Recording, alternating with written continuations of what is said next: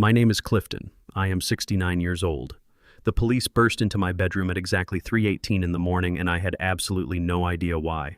My neighbors stood on their lawns watching as officers dragged me out of my own home in handcuffs.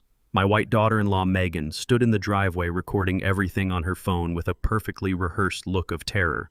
My son, Jalen, stood behind her, arms crossed, refusing to meet my eyes. At the station, a detective opened my file, read 2 lines, and suddenly stood up straight. He looked at the patrol officers and said, "Remove the cuffs right now." Then he turned to me and asked a question that shifted the balance of power entirely. Before I continue this story, let me know where you are watching from in the comments below. Hit like and subscribe if you have ever had to stand up to family who underestimated your worth. Growing up and building a secure life taught me many valuable lessons, but nothing prepared me for the ultimate betrayal by my own flesh and blood.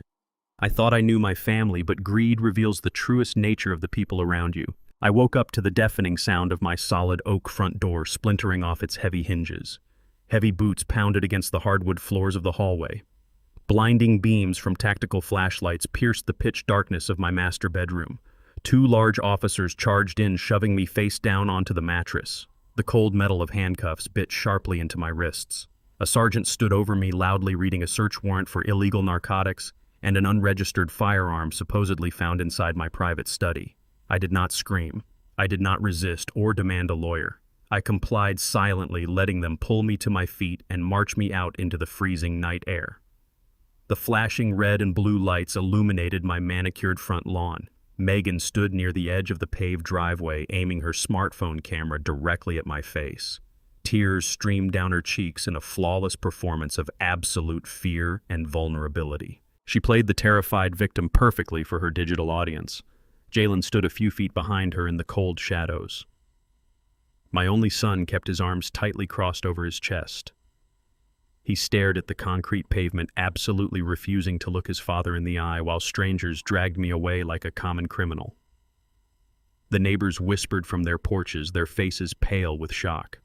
The officers shoved me into the back of a freezing police cruiser. The heavy door slammed shut, sealing me inside. I sat in the darkness, analyzing the situation with the precision I had honed over decades. I knew I did not own a weapon. I knew I had never touched illegal drugs. My own family had maliciously planted the evidence. The betrayal stung deeply, but my mind immediately shifted into a cold, calculating survival mode. The interrogation room at the downtown precinct was a sterile concrete box smelling of stale coffee and industrial cleaner. A young patrol officer sat across the metal table from me. He wore a highly smug expression, clearly enjoying the authority he held over an elderly man in a torn pajama shirt. He dropped a plastic evidence bag onto the table. It contained a rusted revolver and a small brick of white powder. He aggressively detailed the fabricated charges against me. According to his official report, I had suffered a severe psychotic break. Megan provided a sworn written statement claiming I chased her through the house, threatening her life with the weapon while screaming incoherently. Jalen corroborated her entire story, stating I had been hoarding narcotics to self-medicate my rapidly deteriorating mind. The malicious brilliance of their goal became instantly clear to me. Jalen and Megan were not merely trying to get me arrested for a single night. They were meticulously establishing a documented, irrefutable police record of violent dementia. A felony charge involving a firearm and narcotics would force a presiding judge to order a mandatory psychiatric evaluation.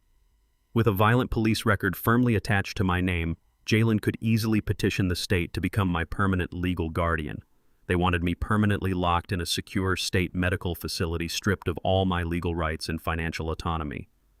The young officer leaned aggressively across the table, demanding I confess to the manic episode. He promised that a full confession would keep me out of a maximum security prison and get me the medical help I supposedly needed. I maintained my absolute silence, staring directly through him. I was simply waiting for the inevitable moment when the precinct ran my fingerprints through the National Federal Database. The trap was set, but they caught the wrong prey. The heavy metal door of the interrogation room swung open violently. Detective Gallagher marched in, clutching a remarkably thick manila folder firmly under his left arm. He was a seasoned police veteran, his uniform wrinkled and his face tight with visible anger. He glared at the young patrol officer and abruptly ordered him to leave the room immediately. The young officer tried to protest, pointing at the plastic evidence bags, but Gallagher cut him off with a sharp, unforgiving command. The door clicked shut, leaving just the two of us in the stark, silent room. Gallagher did not sit down. He tossed the thick folder onto the dead center of the table. It was not a standard local police record. It was a classified federal dossier marked with security clearance seals that most local cops went their entire careers without ever seeing. Gallagher opened the cover, his eyes rapidly scanning the first 2 pages of documents. I watched the natural color drain completely from his face. His confident, authoritative posture crumbled in a matter of mere seconds. He closed the file slowly, as if handling a live explosive device. He took a deep breath, walked around the metal table, and pulled a small key from his leather belt. He bent down and unhooked the tight handcuffs from my bruised wrists without saying a single word. He stepped back, maintaining a highly respectful distance, and walked over to the door to engage the heavy deadbolt lock. He wanted absolute privacy for this conversation. He turned back to face me, his expression a vivid mixture of profound shock and deep professional respect. The dynamic of the room had inverted completely. I rubbed my raw wrists, waiting calmly for him to process the stark reality of the man sitting across from him. Detective Gallagher leaned heavily against the locked door and crossed his arms. He looked at the plastic evidence bags containing the cheap revolver and the narcotics, then looked directly back at me. He asked why an active, highly classified federal cybersecurity architect for the Department of Defense had stolen street drugs planted in his private residence. He demanded to know why my own son and daughter-in-law would orchestrate such a reckless amateur frame job against a protected federal informant. I rolled down my sleeves and spoke for the very first time since the armed officers broke down my front door. I told the detective that my son was staging a hostile legal coup to seize my $3 million estate. I explained that Jalen and Megan were entirely unaware of my true lifelong career. To them, I was just a retired IT manager living comfortably on a basic corporate pension. They believed I was simply a vulnerable, wealthy old man, ripe for manipulation and exploitation. Gallagher immediately offered to dispatch a tactical unit to arrest them for filing false police reports and possessing illegal narcotics. I raised my hand and stopped him. I needed to fully understand the underlying motive. Jalen was incredibly greedy, but he was not suicidal. Staging a violent felony arrest required absolute blinding desperation. Something far more dangerous was driving his erratic actions. A new, urgent conflict materialized instantly. I told Gallagher to process me out quietly through the back alley.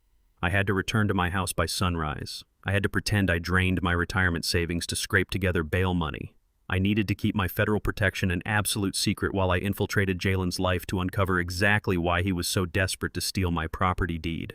The sun was just beginning to bleed over the horizon when I turned the key in my own front door. The heavy oak was splintered around the frame, a stark, violent reminder of the theatrical nightmare my son had orchestrated only hours prior. I stepped into the foyer, my shoes silent against the imported marble I had paid for. Megan was standing in the kitchen, bathed in the harsh white light of the open refrigerator. She held a ceramic coffee mug halfway to her mouth. When she saw me, her flawless composure shattered completely. The mug slipped from her manicured fingers, shattering against the floor tiles, sending hot, dark liquid pooling around her expensive slippers. She gasped, taking a physical step backward in absolute shock. They fully expected me to be locked securely inside a state psychiatric ward on a mandatory 72-hour medical hold. My presence was an absolute disruption to their timeline. Jalen marched out from the formal dining room, drawn by the sharp sound of breaking glass. He froze when he saw me standing there in the wrinkled clothes I was arrested in. The carefully constructed mask of a deeply concerned son instantly dissolved, replaced by a cold, calculating glare. He did not ask if I was hurt. He did not ask how I managed to walk out of a police precinct. He simply crossed the space between us, invading my personal space with an aggressive posture he had never dared to use before today. He grabbed my upper arm, his grip tight and completely devoid of familial affection, pulling me away from the kitchen and directly into the secluded darkness of the formal dining room. The time for pretending we were a loving family had officially expired. Jalen shoved me roughly toward one of the heavy mahogany dining chairs. He reached into his tailored suit jacket and pulled out a thick stack of stapled legal documents, slamming them onto the polished table right in front of me. I recognized the formatting immediately. It was a total relinquishment of property rights, an irrevocable deed transfer. Jalen stood over me, his voice dropping to a harsh, venomous whisper. He laid out his unnegotiable ultimatum with absolute clarity. I was to sign over the deed to the $3 million estate we were currently standing in. I had to transfer full ownership to his holding company by the end of the day. In exchange for surrendering my lifelong legacy, Jalen generously promised to call the district attorney. He claimed he would retract Megan's sworn statement and drop the fabricated felony weapons charges that currently hung over my head.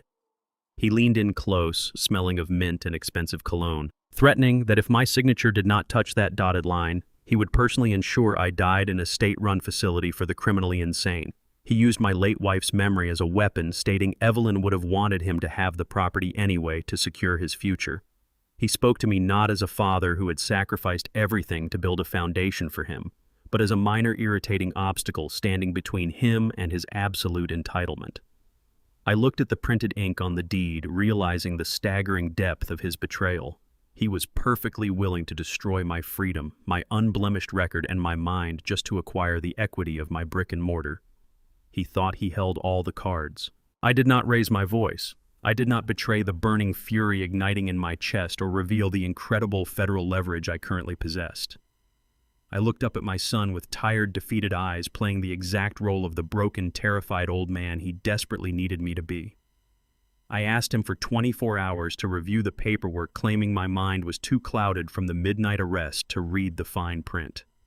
Jalen smirked a terrible, arrogant curve of his lips. He agreed, entirely confident that he had backed his helpless father into an inescapable corner. Less than an hour later, the heavy front door clicked shut.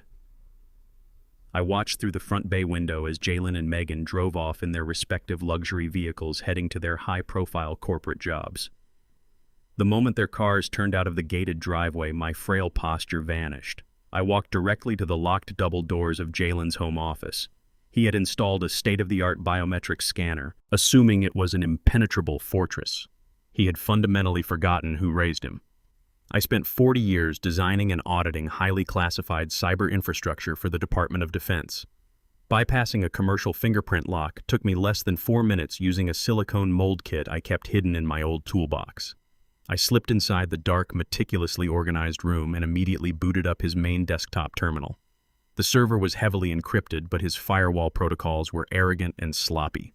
I ran a brute force decryption script I had written years ago, slicing cleanly through his digital barriers and plunging straight into the very heart of his private, heavily guarded financial records to uncover the truth. The unvarnished truth unspooled across the glowing monitors, devastating in its absolute clarity. Jalen was not a brilliant self-made venture capitalist. His entire investment firm was a highly sophisticated front. He was actively laundering vast sums of money through an illegal, massive crypto mining operation.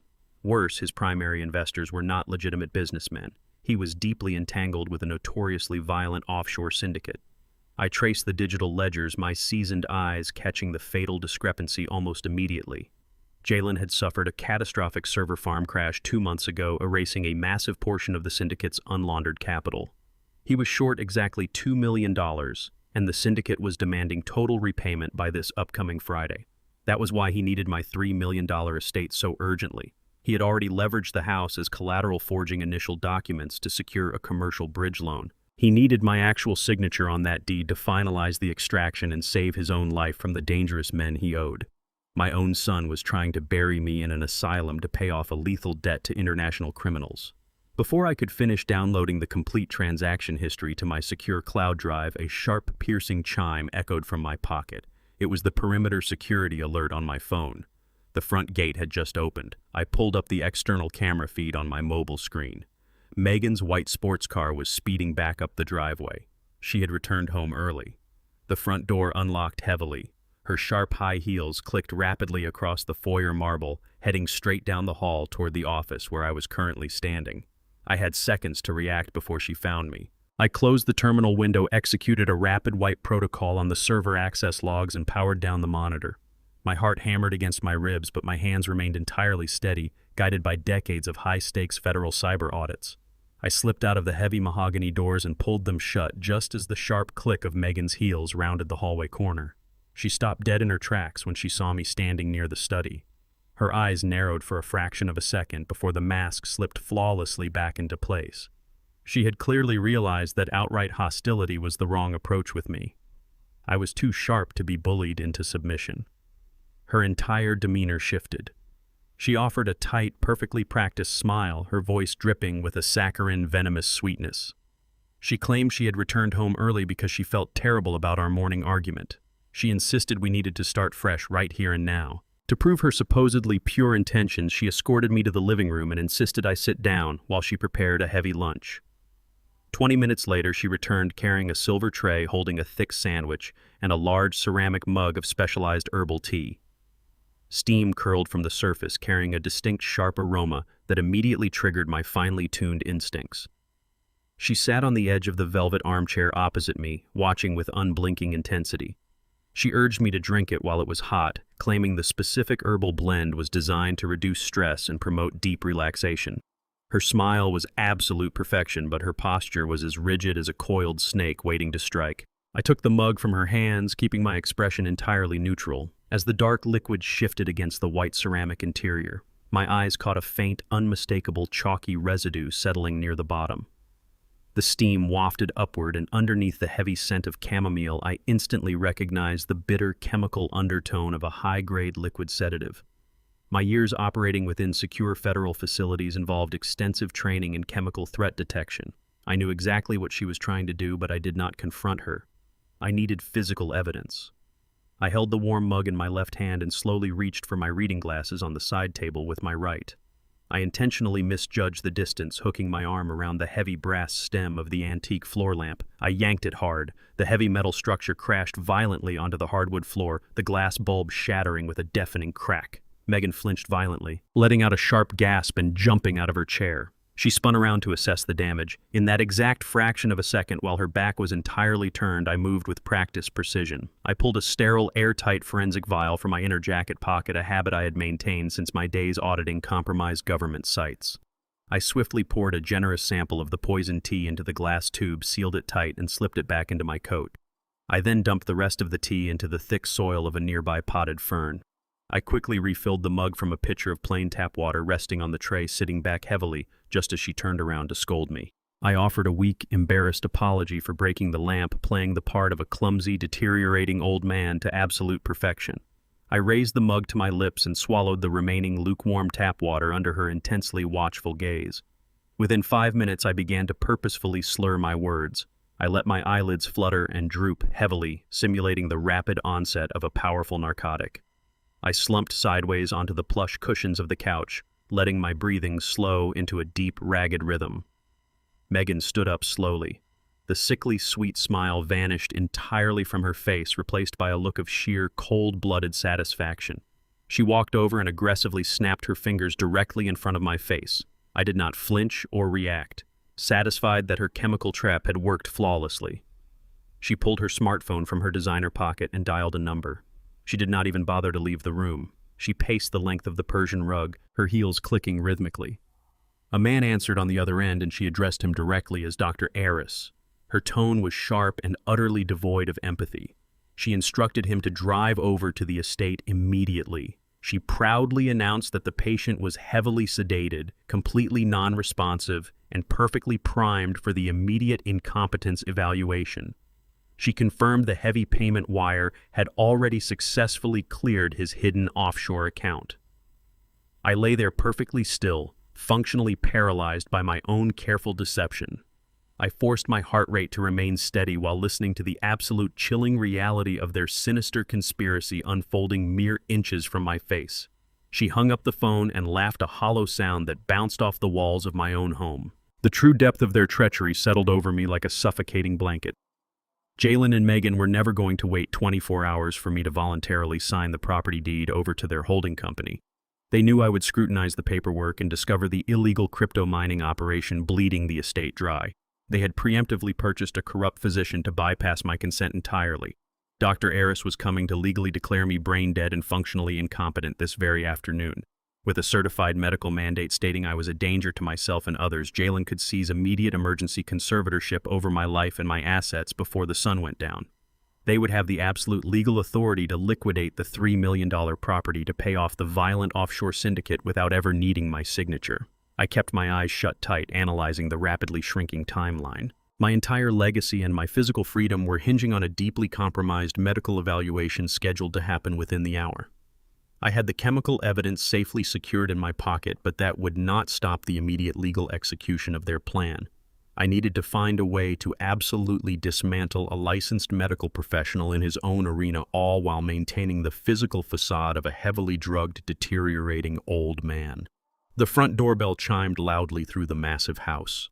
Megan laughed softly, a terrifying sound, and walked briskly toward the foyer to welcome the man who was paid to steal my mind. The quiet war had breached my sanctuary, and I had mere seconds to prepare my counterstrike. The heavy brass knocker on the front door chimed through the silent expanse of the estate. I kept my breathing shallow, and my eyes half closed as Megan eagerly rushed to the foyer. Footsteps approached the living room, heavy and purposeful. A man walked in carrying a worn leather medical bag and a clipboard stacked with pre-filled evaluation forms. Megan introduced him softly as Dr. Aris. I recognized his name from the digital ledgers I had pulled from Jalen's encrypted server earlier that morning. Dr. Aris was a disgraced physician, a man whose medical license hung by a thread, secretly kept afloat by massive cash injections from desperate families needing rapid, unquestioned dementia diagnoses. He did not ask for my consent to be examined. He simply dragged a heavy armchair directly across from my slumped position on the couch and dropped his medical bag onto the expensive Persian rug. He leaned forward aggressively, shining a harsh medical penlight directly into my eyes. I let my pupils dilate slowly, reacting exactly as a heavily medicated patient would. He asked me a series of incredibly patronizing leading questions. He asked if I knew what year it was speaking to me with the loud, slow cadence one might use with a toddler. He asked if I remembered eating breakfast or if I knew the name of the current president. I offered only confused, disjointed murmurs in response. I let my chin rest heavily against my chest, playing the part of a broken, senile old man slipping rapidly into the dark abyss of cognitive failure. Aris scribbled furiously on his clipboard, documenting every fabricated symptom necessary to strip me of my legal autonomy. He was building the exact medical cage Jalen needed to bury me alive. I maintained the humiliating performance flawlessly for 10 agonizing minutes. I stared blankly at the beige floral wallpaper, letting a small trail of saliva gather at the corner of my mouth to sell the illusion of total incapacitation. From the corner of my eye, I watched Megan position herself perfectly in the arched doorway of the living room. She held her smartphone up at chest level, the red recording light blinking steadily. She was capturing high-definition video of my supposed cognitive collapse, manufacturing the exact digital evidence required to expedite a family court ruling. A judge would view that footage and immediately grant Jalen full emergency conservatorship over my life, my health, and my $3 million estate. Dr. Aris finally clicked his pen shut and let out a heavy, theatrically exaggerated sigh. He turned his head to look at the camera lens, shaking his head in a display of profound, mock medical sympathy. He announced clearly for the recording that the patient was experiencing advanced, irreversible neurological degradation and required immediate transfer to a secure memory care facility for his own safety. He reached into his coat pocket, pulling out a thick official declaration of severe dementia. The ink from his pen hovered mere inches above the final signature line. That single stroke of black ink would legally erase my existence. It would instantly grant my son the unilateral power to liquidate my property, steal my legacy, and hand the proceeds over to a violent offshore syndicate. Megan offered the doctor a tight, sorrowful smile, her eyes gleaming with the predatory thrill of absolute victory. The trap had closed perfectly around me. They firmly believed I was entirely oblivious to the lethal reality unfolding right in my own living room. I closed my mouth, swallowed, and sat up perfectly straight. The sudden, rigid shift in my posture shattered the manufactured tragedy in the room instantly. I rolled my shoulders back and looked directly into the startled eyes of the corrupt physician. The frail, pathetic tremor I had carefully layered into my voice vanished completely. I spoke with the cold, resonant authority of a man who had spent 4 decades dismantling international cyber threats for the Department of Defense. I calmly recited his exact state medical license number aloud, forcing him to listen to every digit. I followed it by reciting the exact date of his previous highly confidential malpractice settlement, a suppressed legal disaster that had nearly cost him his career 5 years ago. Dr. Aris froze entirely, his pen hovering motionless above the fraudulent declaration. Megan lowered her smartphone, her recording forgotten, as raw confusion washed across her face. I did not raise my voice or break eye contact with the terrified man sitting across from me. I leaned forward and smoothly recited the 12-digit international routing number of the offshore banking account Jalen had used to wire him the $75,000 bribe that very morning. I detailed the exact timestamps of the encrypted transaction, explaining precisely how the funds bounced through two shell corporations before landing in his personal trust. I laid bare his entire criminal conspiracy in less than 30 seconds without ever leaving the comfort of my sofa. The suffocating silence that followed was absolute. I watched the arrogant certainty drain out of the doctor, replaced by the sheer, unadulterated terror of a man who suddenly realized he had conspired to defraud the wrong target. I had stripped away his entire defense. Dr. Aris turned the color of wet ash. The expensive fountain pen slipped from his trembling fingers, clattering loudly against the polished hardwood floor. I promised him quietly that if his signature touched that fraudulent paper, I would make a single phone call and the federal government would freeze his entire practice, seize his assets, and revoke his medical license before midnight. I promised him a federal indictment for conspiracy to commit medical fraud. He did not utter a single word in his own defense. He shoved the unsigned declaration back into his leather bag, scrambled to his feet, and practically sprinted toward the front door. He fled my estate with the frantic desperation of a man running for his life, completely abandoning his lucrative arrangement with my son. Megan stood frozen in the doorway, staring at the empty space where her hired physician had just been sitting. The realization hit her with the force of a physical blow. Her father-in-law was not a helpless victim waiting to be slaughtered for a payout. I was fully lucid, thoroughly armed with their financial secrets, and entirely immune to her chemical manipulation. Panic seized her features. She dropped the gentle, caring facade and bolted down the hallway. I heard the heavy oak door of the master bathroom slam shut, followed immediately by the sharp click of the deadbolt locking into place. She dialed Jalen frantically, her muffled, terrified voice echoing through the massive house as she desperately tried to warn her husband that their meticulously crafted operation had completely imploded. The quiet war of passive aggression and hidden poison was officially over. The conflict had just become deafeningly loud, and my son was about to unleash his most desperate retaliation to avoid complete financial ruin. I remained seated on the velvet couch, listening to the muffled, frantic cadence of Megan's voice bleeding through the heavy oak door of the master bathroom. 10 minutes later, the screech of tires outside signaled my son's chaotic return. The front door did not simply open, it slammed against the interior wall with concussive force. Jalen stormed into the foyer, his tie discarded and his collar unbuttoned, radiating a volatile, unrestrained fury. The failed medical ambush had stripped away his final layer of polite pretense. He abandoned the illusion of the concerned son, entirely marching straight into the living room. I sat perfectly still, surrounded by the beautiful antique cherrywood furniture my late wife Evelyn had meticulously restored. Jalen stood over me, his chest heaving with exertion and pure malice. He did not ask what happened to Dr. Aris. He knew his chemical and medical manipulation had completely imploded, forcing his hand toward a far more brutal legal maneuver. He reached into his leather briefcase and pulled out a single, heavily notarized folder. He slapped it down onto Evelyn's pristine coffee table, the sharp sound echoing through the high ceilings of our home. He glared down at me with absolute contempt, demanding my undivided attention. He announced that since I was apparently lucid enough to intimidate licensed medical professionals, I was lucid enough to face the immediate legal reality of my situation. He declared that the time for quiet negotiations had officially ended.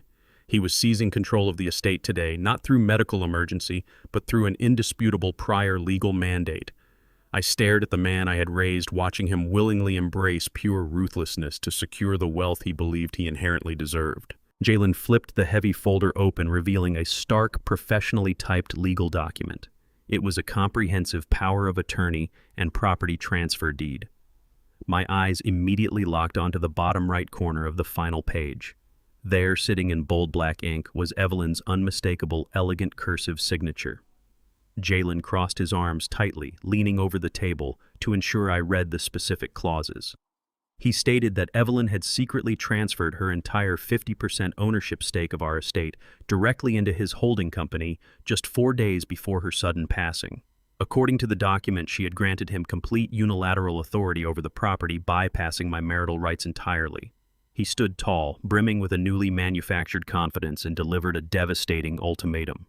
Holding a majority control and a fabricated emergency clause, he demanded I vacate the master suite immediately. He pointed forcefully toward the back windows, gesturing to the old, uninsulated garden shed sitting at the edge of the property line.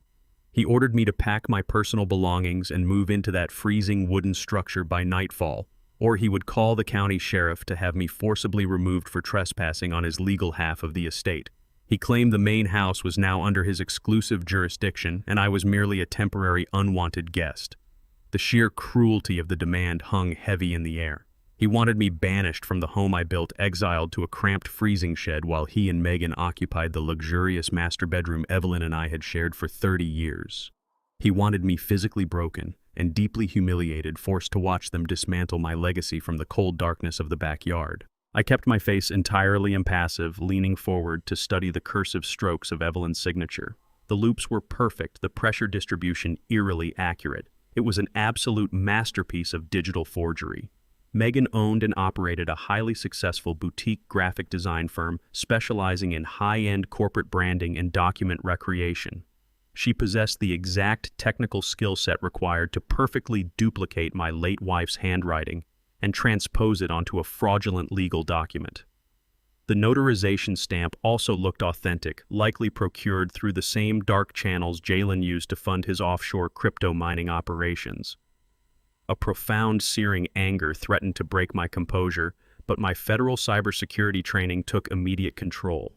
If I confronted them right now, demanding proof and calling out the forgery, they would simply deny it and destroy the original physical document.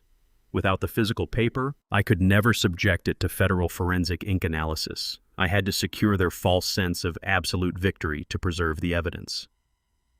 I slowly stood up from the velvet couch, keeping my eyes fixed firmly on the floor to simulate utter defeat. I did not argue, and I did not beg for mercy. I silently walked past my son, ascending the curved staircase to the master bedroom for what he believed was the final time. I packed a single olive green duffel bag with warm clothes, essential toiletries, and my hidden forensic kit. I descended the stairs, walked directly through the kitchen, and exited the heavy back door. The evening air was bitterly cold. I crossed the manicured lawn and stepped into the cramped, uninsulated garden shed, pulling the flimsy wooden door shut behind me, completely surrendering the estate to my enemies. Through the single dirty window of the shed, I watched the warm yellow lights illuminate the main house. Jalen and Megan stood in the modern kitchen, pouring heavily from a bottle of extremely expensive vintage wine, toasting to their brutal conquest. The temperature inside the shed was dropping rapidly, freezing the breath in my lungs. I sat on an overturned wooden crate, pulled a heavily encrypted burner phone from the bottom of my duffel bag, and dialed Attorney Pierce. Pierce was my primary legal contact within the Federal Joint Task Force. When he answered, I spoke quickly, detailing the exact nature of the fraudulent property transfer deed. I then revealed the devastating medical reality that would completely destroy my son's grand illusion. 5 years before Evelyn passed away, she suffered a massive, catastrophic stroke. The neurological damage left her completely and irreversibly paralyzed on the entire right side of her body. Evelyn was right-handed. It was medically, physically, and scientifically impossible for her to have gripped a pen and signed that document 4 days before her death. The signature was an undeniable, provable fraud. Pierce remained silent for a long moment, processing the sheer stupidity of Jalen's crime. He began typing rapidly on his secure terminal, running a search on the holding company listed on the deed. Pierce's voice dropped an octave as he delivered a massive escalation to the timeline. He informed me that Jalen had already submitted that exact forged document to a regional commercial bank earlier this morning. He used the fraudulent collateral to officially secure the final $2 million extraction loan needed to pay off the violent offshore syndicate. The bank had approved the application. The massive illicit wire transfer was scheduled to clear in exactly 48 hours. The freezing temperature of the uninsulated garden shed seeped into my bones, but my mind operated with burning clarity. 48 hours remained until the commercial bank finalized Jalen's $2 million wire transfer. Once those funds cleared and vanished into the offshore crypto wallets of a violent syndicate, my son would vanish with them, leaving me penniless and legally dead. Attorney Pierce had confirmed the bank's timeline, but knowing the truth was entirely useless without concrete, irrefutable evidence. I needed the original forged power of attorney document bearing Evelyn's impossible signature, and I needed physical proof linking Jalen's local accounts directly to the illicit syndicate ledgers. Procuring that evidence required me to leave the property undetected. That presented an immediate, highly complex logistical problem. Jalen had recently upgraded the estate's perimeter security to a military-grade surveillance system. High-definition night vision cameras covered every square inch of the manicured lawn, tracking all movement with motion sensor floodlights. A heavy iron gate secured the main driveway. My son believed he had trapped me in a wooden box, perfectly monitored and completely neutralized. He monitored the live feeds directly from his smartphone, eager to catch me violating the boundaries of my new exile. If I simply opened the shed door, an alert would trigger on his device instantly. I sat in the darkness, staring at the glowing red indicator light of the camera mounted directly above the main house's back patio. I had personally designed the security architecture for 3 separate Department of Defense black sites. Defeating a commercially available home surveillance grid was not a challenge of skill, but merely a matter of precise timing and localized network manipulation. I opened my burner phone and began to code. I accessed the estate's main router through a hidden backdoor protocol I had installed during the initial network setup years ago. Operating entirely in the dark, I wrote a localized script designed to isolate the backyard camera feeds. I did not shut the system down, as a sudden loss of signal would trigger an immediate tamper alarm on Jalen's phone. Instead, I captured a perfectly still 30-second loop of the empty backyard and overlaid it directly onto the live feed. To Jalen and Megan, the cameras showed a quiet, undisturbed lawn. In reality, the security grid was completely blind. I slipped out of the shed, keeping my footsteps light against the frosted grass. I bypassed the main gate by scaling the old stone perimeter wall, dropping silently onto the adjacent residential street. A brisk 40-minute walk through the freezing night brought me to the industrial edge of downtown. The designated meeting place was a sterile, neon-lit 24-hour diner. The harsh fluorescent lights hummed loudly, illuminating the cracked vinyl booths and sticky linoleum floors. Detective Gallagher and Attorney Pierce were already seated in the furthest corner, nursing mugs of black coffee. I slid into the booth opposite them, keeping my heavy coat pulled tight against the chill. The atmosphere was incredibly tense. I was officially a fugitive from my own property, operating entirely outside the boundaries of standard local law enforcement. Pierce slid a thin folder across the table containing the preliminary banking injunctions, but Gallagher intercepted it. The detective's face was grim, entirely devoid of his usual professional detachment. He pulled a sealed forensic document from his jacket and placed it flat on the table directly in front of me. The document was the expedited toxicology report from the state crime lab. Gallagher tapped his thick index finger against the highlighted chemical breakdown. The herbal tea Megan had served me contained a massive, utterly lethal concentration of restricted liquid barbiturates. It was not a simple sedative designed to mimic the onset of natural senility. It was a highly calculated, deliberate overdose. The sheer volume of poison in that ceramic mug would have stopped my heart completely within 20 minutes of ingestion. Megan had bypassed the medical manipulation route entirely after Dr. Aris fled the estate. She had unilaterally decided to murder me in broad daylight and frame it as a tragic age-related cardiac event. The sheer cold-blooded brutality of her decision hung heavily over the small diner table. Gallagher leaned forward, his voice tight with righteous professional anger. He declared the quiet intelligence-gathering phase officially over. Armed with definitive, scientific proof of a lethal substance and my sworn testimony regarding her actions, he had more than enough probable cause to secure an immediate arrest warrant. He wanted to dispatch a heavily armed police tactical unit to the estate right now.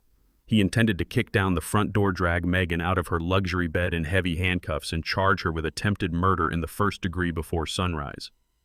Attorney Pierce firmly agreed, citing the overwhelming legal liability of allowing me to return to a violently hostile environment. They looked at me, waiting for the green light to tear my family apart and secure my physical safety. The evidence was irrefutable, and the local police force was fully primed to execute the raid. I placed my hand firmly over the toxicology report, stopping the angry detective dead in his tracks. I explained the catastrophic flaw in his immediate tactical approach. Arresting Megan tonight would instantly alert Jalen that his entire criminal enterprise was fatally compromised. My son was backed into a lethal corner by a violent international syndicate demanding $2 million. If he saw police cruisers swarming the property, sheer survival instinct would take over. He would panic instantly, trigger a rapid digital transfer of the stolen funds into untraceable offshore accounts, and flee the legal jurisdiction entirely. The federal task force would lose the laundered money, lose the critical syndicate connection, and Jalen would spend the rest of his short life running from heavily armed assassins. I absolutely refuse to let my son be executed in an alleyway, and I refuse to let him escape federal justice. I outlined a far more dangerous definitive strategy. We had to sever his financial lifeline at the exact moment of maximum vulnerability. We had to corner Jalen inside the commercial bank tomorrow afternoon, specifically during the final execution of the massive wire transfer. To ensure Jalen felt confident enough to walk into that bank lobby, he needed to believe I was permanently neutralized. He needed to believe Megan's imminent second attempt at murder had succeeded flawlessly. I looked directly at Gallagher and stated my grim operational requirement. I had to walk back through the freezing night, climb the estate wall, and lock myself inside that dark garden shed. I had to act as vulnerable human bait, fully aware that Megan would arrive at sunrise with a fresh dose of lethal poison, absolutely determined to finish the job. The freezing night slowly surrendered to a pale, unforgiving dawn. Sunlight crept through the single dirty window of the garden shed, illuminating the thick frost coating the glass. Today was the absolute deadline. Jalen's illicit $2 million commercial wire transfer was firmly scheduled to execute at exactly 1 o'clock this afternoon. I sat on the edge of the narrow wooden cot, regulating my breathing, waiting for the inevitable executioner to arrive. The sharp crunch of heavy winter boots on the frozen grass broke the morning silence. Through the cracked window pane, I watched Megan marching purposefully across the manicured lawn. She did not wear the mask of a grieving or concerned daughter-in-law today. Her face was set in absolute stone. Her eyes were hard, calculating, and completely devoid of any human empathy. She carried a stainless steel thermos tightly in her right hand. The heavy wooden door of the shed groaned open, scraping loudly against the concrete floor. The bitter winter air rushed in, carrying the rich, dark roasted scent of premium coffee. She stood squarely in the doorway, physically blocking my only exit. She deliberately unscrewed the metal cap, poured the steaming black liquid into the cup, and held it out toward me. Her voice was flat, mechanical, and entirely commanding. She stated that I looked freezing and severely dehydrated, insisting I drink the coffee right now to warm my old bones. She stepped fully into the cramped, poorly lit space, making it abundantly clear she had no intention of leaving until she watched me swallow every single drop. The lethal intent radiating from her posture was palpable. She wanted undeniable visual confirmation of my demise before driving downtown to the commercial bank to finalize the theft of my estate. She stared at me without blinking, a predator cornering its prey. I knew immediately that I could not employ the same crude physical misdirection I used yesterday in the living room. There were no heavy floor lamps to knock over in this barren shed. Megan was standing less than 3 feet away, her gaze locked intensely onto my throat, waiting for the swallowing reflex. I accepted the warm metal cup, letting my hands shake slightly to maintain the illusion of severe frailty. But my mind shifted into an aggressive psychological offensive. I looked up at her over the rim of the cup and began to systematically dissect her deepest insecurities. I kept my tone conversational, almost clinical. I asked her if she truly believed Jalen would remain loyal to her once he possessed absolute control over a $3 million estate. I watched a microscopic twitch register in her left eye. I pressed the advantage mercilessly. I detailed the harsh financial reality of their marriage, reminding her that she came from a working-class background and had spent her entire adult life desperately clawing for elite social status. I told her that Jalen did not view her as an equal partner in this criminal enterprise. He viewed her as a highly convenient, entirely disposable accomplice.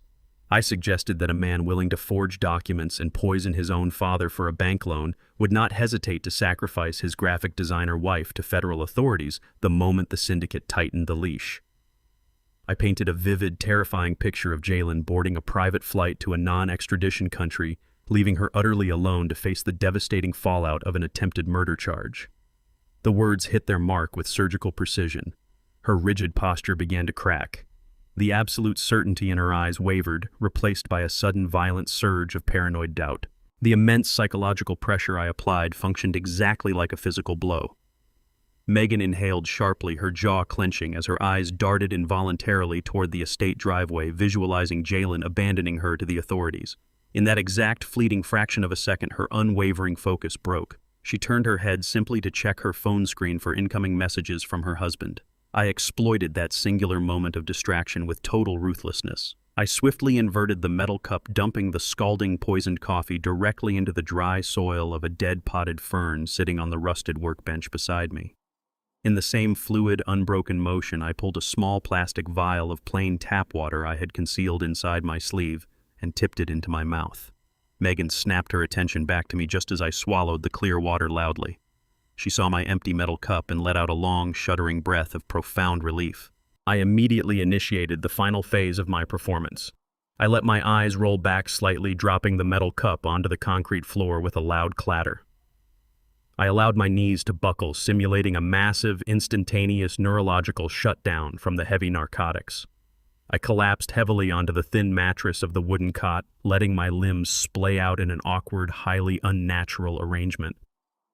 I slowed my breathing until it was barely perceptible, relaxing every single muscle in my face to perfectly mimic the total paralysis of a deep, drug-induced coma. I lay perfectly still, trapped in the freezing darkness, listening to the heavy silence of the shed. I was now entirely at her mercy, relying absolutely on her arrogance to convince her I was successfully eliminated from the equation. Megan approached the cot cautiously, her dark shadow falling completely across my face. Two cold fingers pressed firmly against the carotid artery on my neck. I utilized a specialized breathing technique I learned decades ago to drastically suppress my heart rate. She felt the weak, fading pulse and smiled with a chilling, triumphant satisfaction. She stepped away, pulled the heavy wooden door shut, and slid the thick steel padlock into place with a definitive metallic click. She locked me inside my own tomb. I listened intently as her boots crunched across the frost, followed by the powerful roar of her sports car engine coming to life and rapidly fading down the street. She was rushing to join Jalen at the commercial bank for their final victory. I waited exactly 3 minutes to ensure she had completely cleared the neighborhood gates.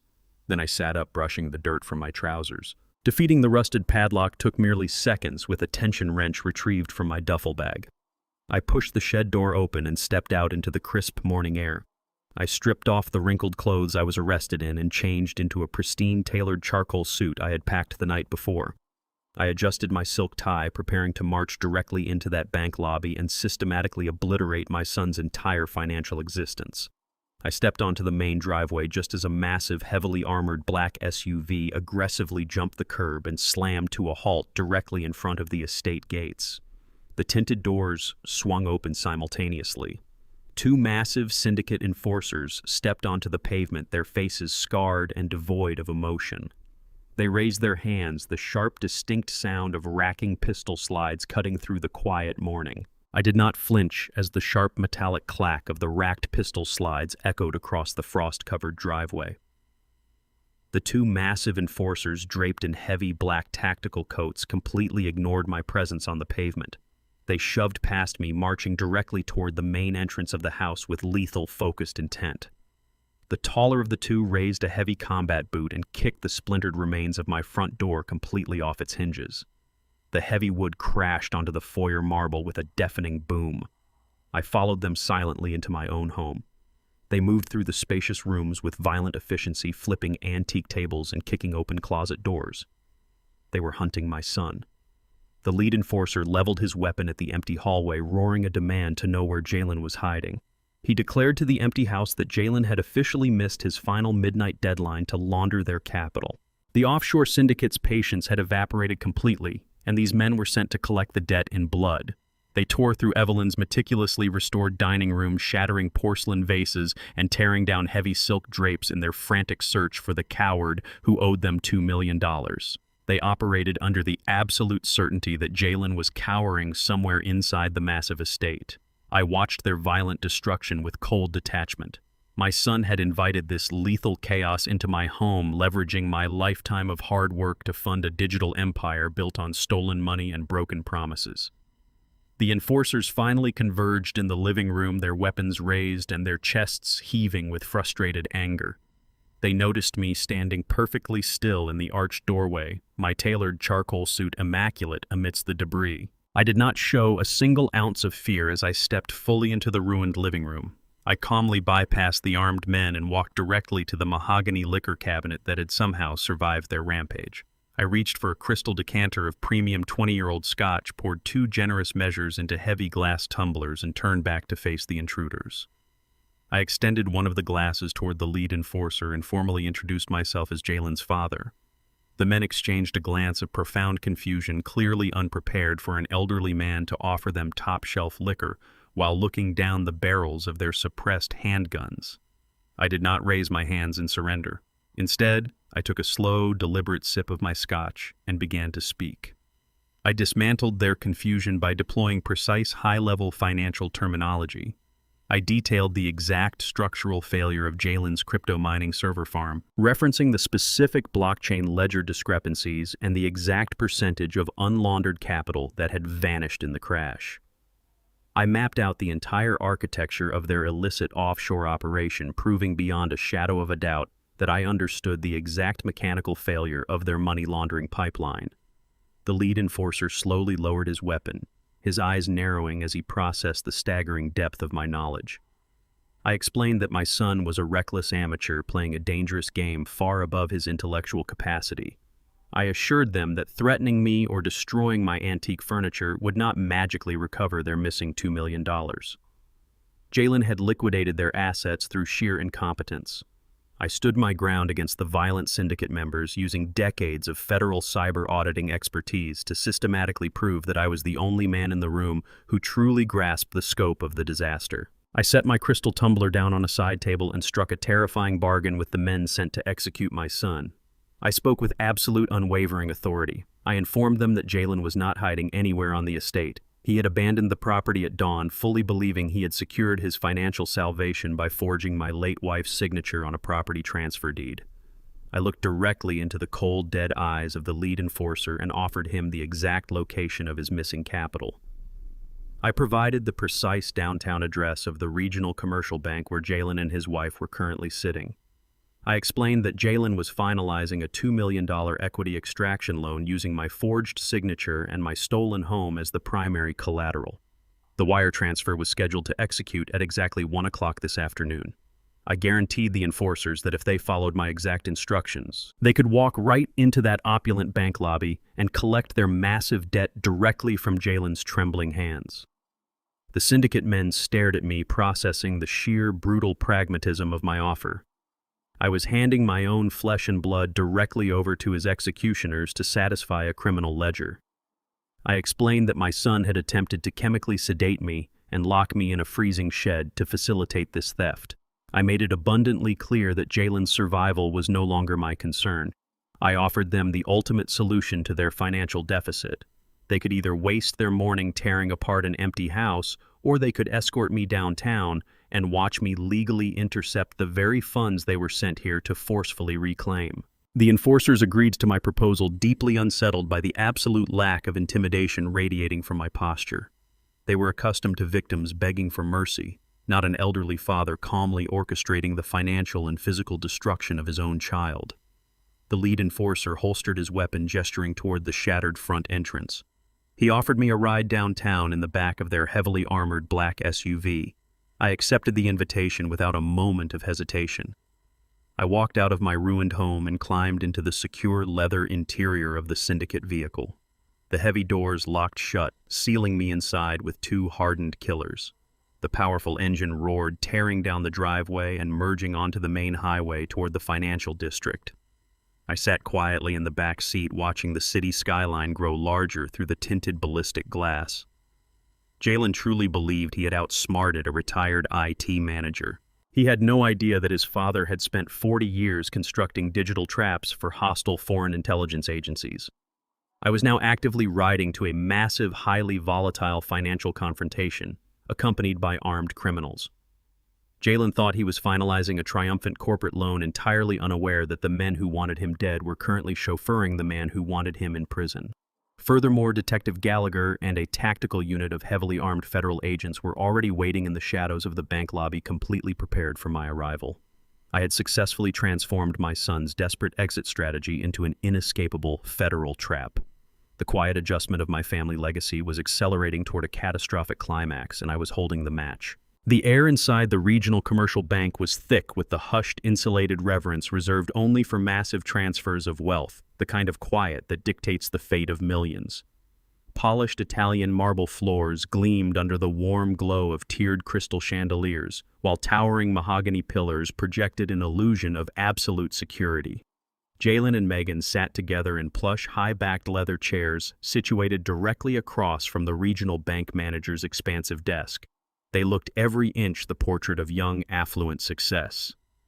Megan sat with impeccable posture, her designer coat draped elegantly over her shoulders, though her hands gripped her expensive leather purse tight enough to turn her knuckles white. Jalen leaned forward with an air of practiced corporate ease, projecting the absolute confidence of a man entirely accustomed to moving millions. The regional manager, a silver-haired executive wearing a tailored pinstripe suit, systematically reviewed the final stack of thick, heavily stamped paperwork. He traced his index finger down the columns of the $2 million equity extraction loan, verifying the fraudulent property transfer deed acting as their primary collateral. He offered Jalen a polite, deferential smile, tapping the bottom of the final page. He announced that the underwriting team had cleared the collateral and the funds were primed for immediate release upon his final signature. Jalen reached into the breast pocket of his bespoke jacket and produced a heavy, solid gold fountain pen. The polished metal caught the chandelier light as he uncapped it. He positioned the sharp nib a fraction of an inch above the dotted black line, preparing to execute the final stroke that would legally erase my legacy and fund his salvation. He took a slow, deep breath, relishing the absolute certainty of his imminent triumph. The heavy automated glass doors at the very front of the expansive lobby slid open with a soft mechanical hiss slicing through the quiet tension. I strode straight into the cavernous bank wearing the immaculate tailored charcoal suit I had meticulously preserved for this exact moment. I walked with the rigid, perfectly aligned posture of a man entirely in command of his surroundings. Flanking me in absolute terrifying silence were the two massive syndicate enforcers. Their heavy tactical coats swept past the velvet stanchions, their sheer physical size and scarred, emotionless faces instantly altering the atmospheric pressure of the opulent room. We marched across the polished marble floor in a unified predatory formation. Jalen caught the movement in his peripheral vision. He casually turned his head toward the lobby entrance, expecting to see another wealthy client. Instead, his eyes locked directly onto mine. The breath physically left his lungs. His hand spasmed violently. The solid gold fountain pen slipped from his trembling fingers, striking the thick loan documents, and leaving a jagged, dark stain of black ink bleeding across the pristine mahogany desk. Megan turned her head a fraction of a second later. A sharp, involuntary gasp tore from her throat. She pressed herself backward into the deep leather chair, clutching her designer purse against her chest like a useless shield. Raw, unadulterated terror violently distorted her features. She stared at me, physically incapable of processing the impossible sight. Merely an hour ago, she had checked my fading pulse in a freezing garden shed, entirely convinced her lethal dose of liquid barbiturates had sent me into an irreversible terminal coma. Yet here I stood, perfectly lucid, impeccably dressed, and flanked by the very executioners they had desperately tried to pay off. I did not raise my voice, and I did not break my relentless eye contact with my son. I bypassed the ornate waiting area and walked directly up to the executive desk, bringing the two imposing syndicate enforcers to a dead halt right behind Jalen's chair. The regional bank manager looked up, his polite corporate smile freezing into an expression of severe alarm at the sudden aggressive intrusion. Before he could utter a single word of protest or call for assistance, I reached inside my suit jacket. I withdrew the certified federal legal injunction Attorney Pierce had handed me in the diner hours prior. I calmly reached across the wide desk and placed the heavy red-stamped federal document directly on top of Jalen's ink-stained loan application. I smoothed the paper flat with my palm, ensuring the federal seal was prominently displayed. I kept my tone entirely conversational, projecting the cold, resonant authority of a seasoned federal operative. I formally introduced myself to the bank manager, stating my full legal name as the sole living owner of the estate currently being leveraged. I informed the executive that the property he was attempting to borrow against was now actively protected under a comprehensive federal asset freeze. I pointed a steady accusatory finger at the fraudulent property deed sitting directly beneath my injunction. I stated clearly and concisely that the power of attorney document my son had provided was a proven digitally manufactured forgery, and the signature of my late wife was completely fabricated. I advised the manager that authorizing the release of those $2 million would instantly make his branch a direct complicit accessory to massive federal wire fraud and international money laundering. Total uncontrollable panic instantly shattered Jalen's carefully constructed corporate facade, exposing the terrified criminal hiding underneath. The realization that his financial salvation was evaporating before his eyes drove him to sheer, unrestrained desperation. He vaulted out of the leather chair, practically knocking it backward onto the polished marble floor. He pointed a violently shaking finger at me and began to shout, his voice echoing shrilly across the cavernous lobby. He desperately attempted to seize control of the narrative, aggressively addressing the stunned bank manager. He frantically claimed that I was suffering from severe advanced dementia, painting me as a highly delusional and potentially violent man who had somehow escaped a secure memory care facility that very morning.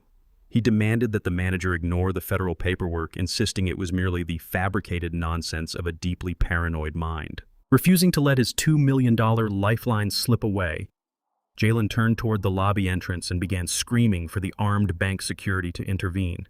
He demanded they physically restrain me and remove me from the premises immediately for trespassing and harassment. The heavy commotion instantly drew the attention of the branch's security detail.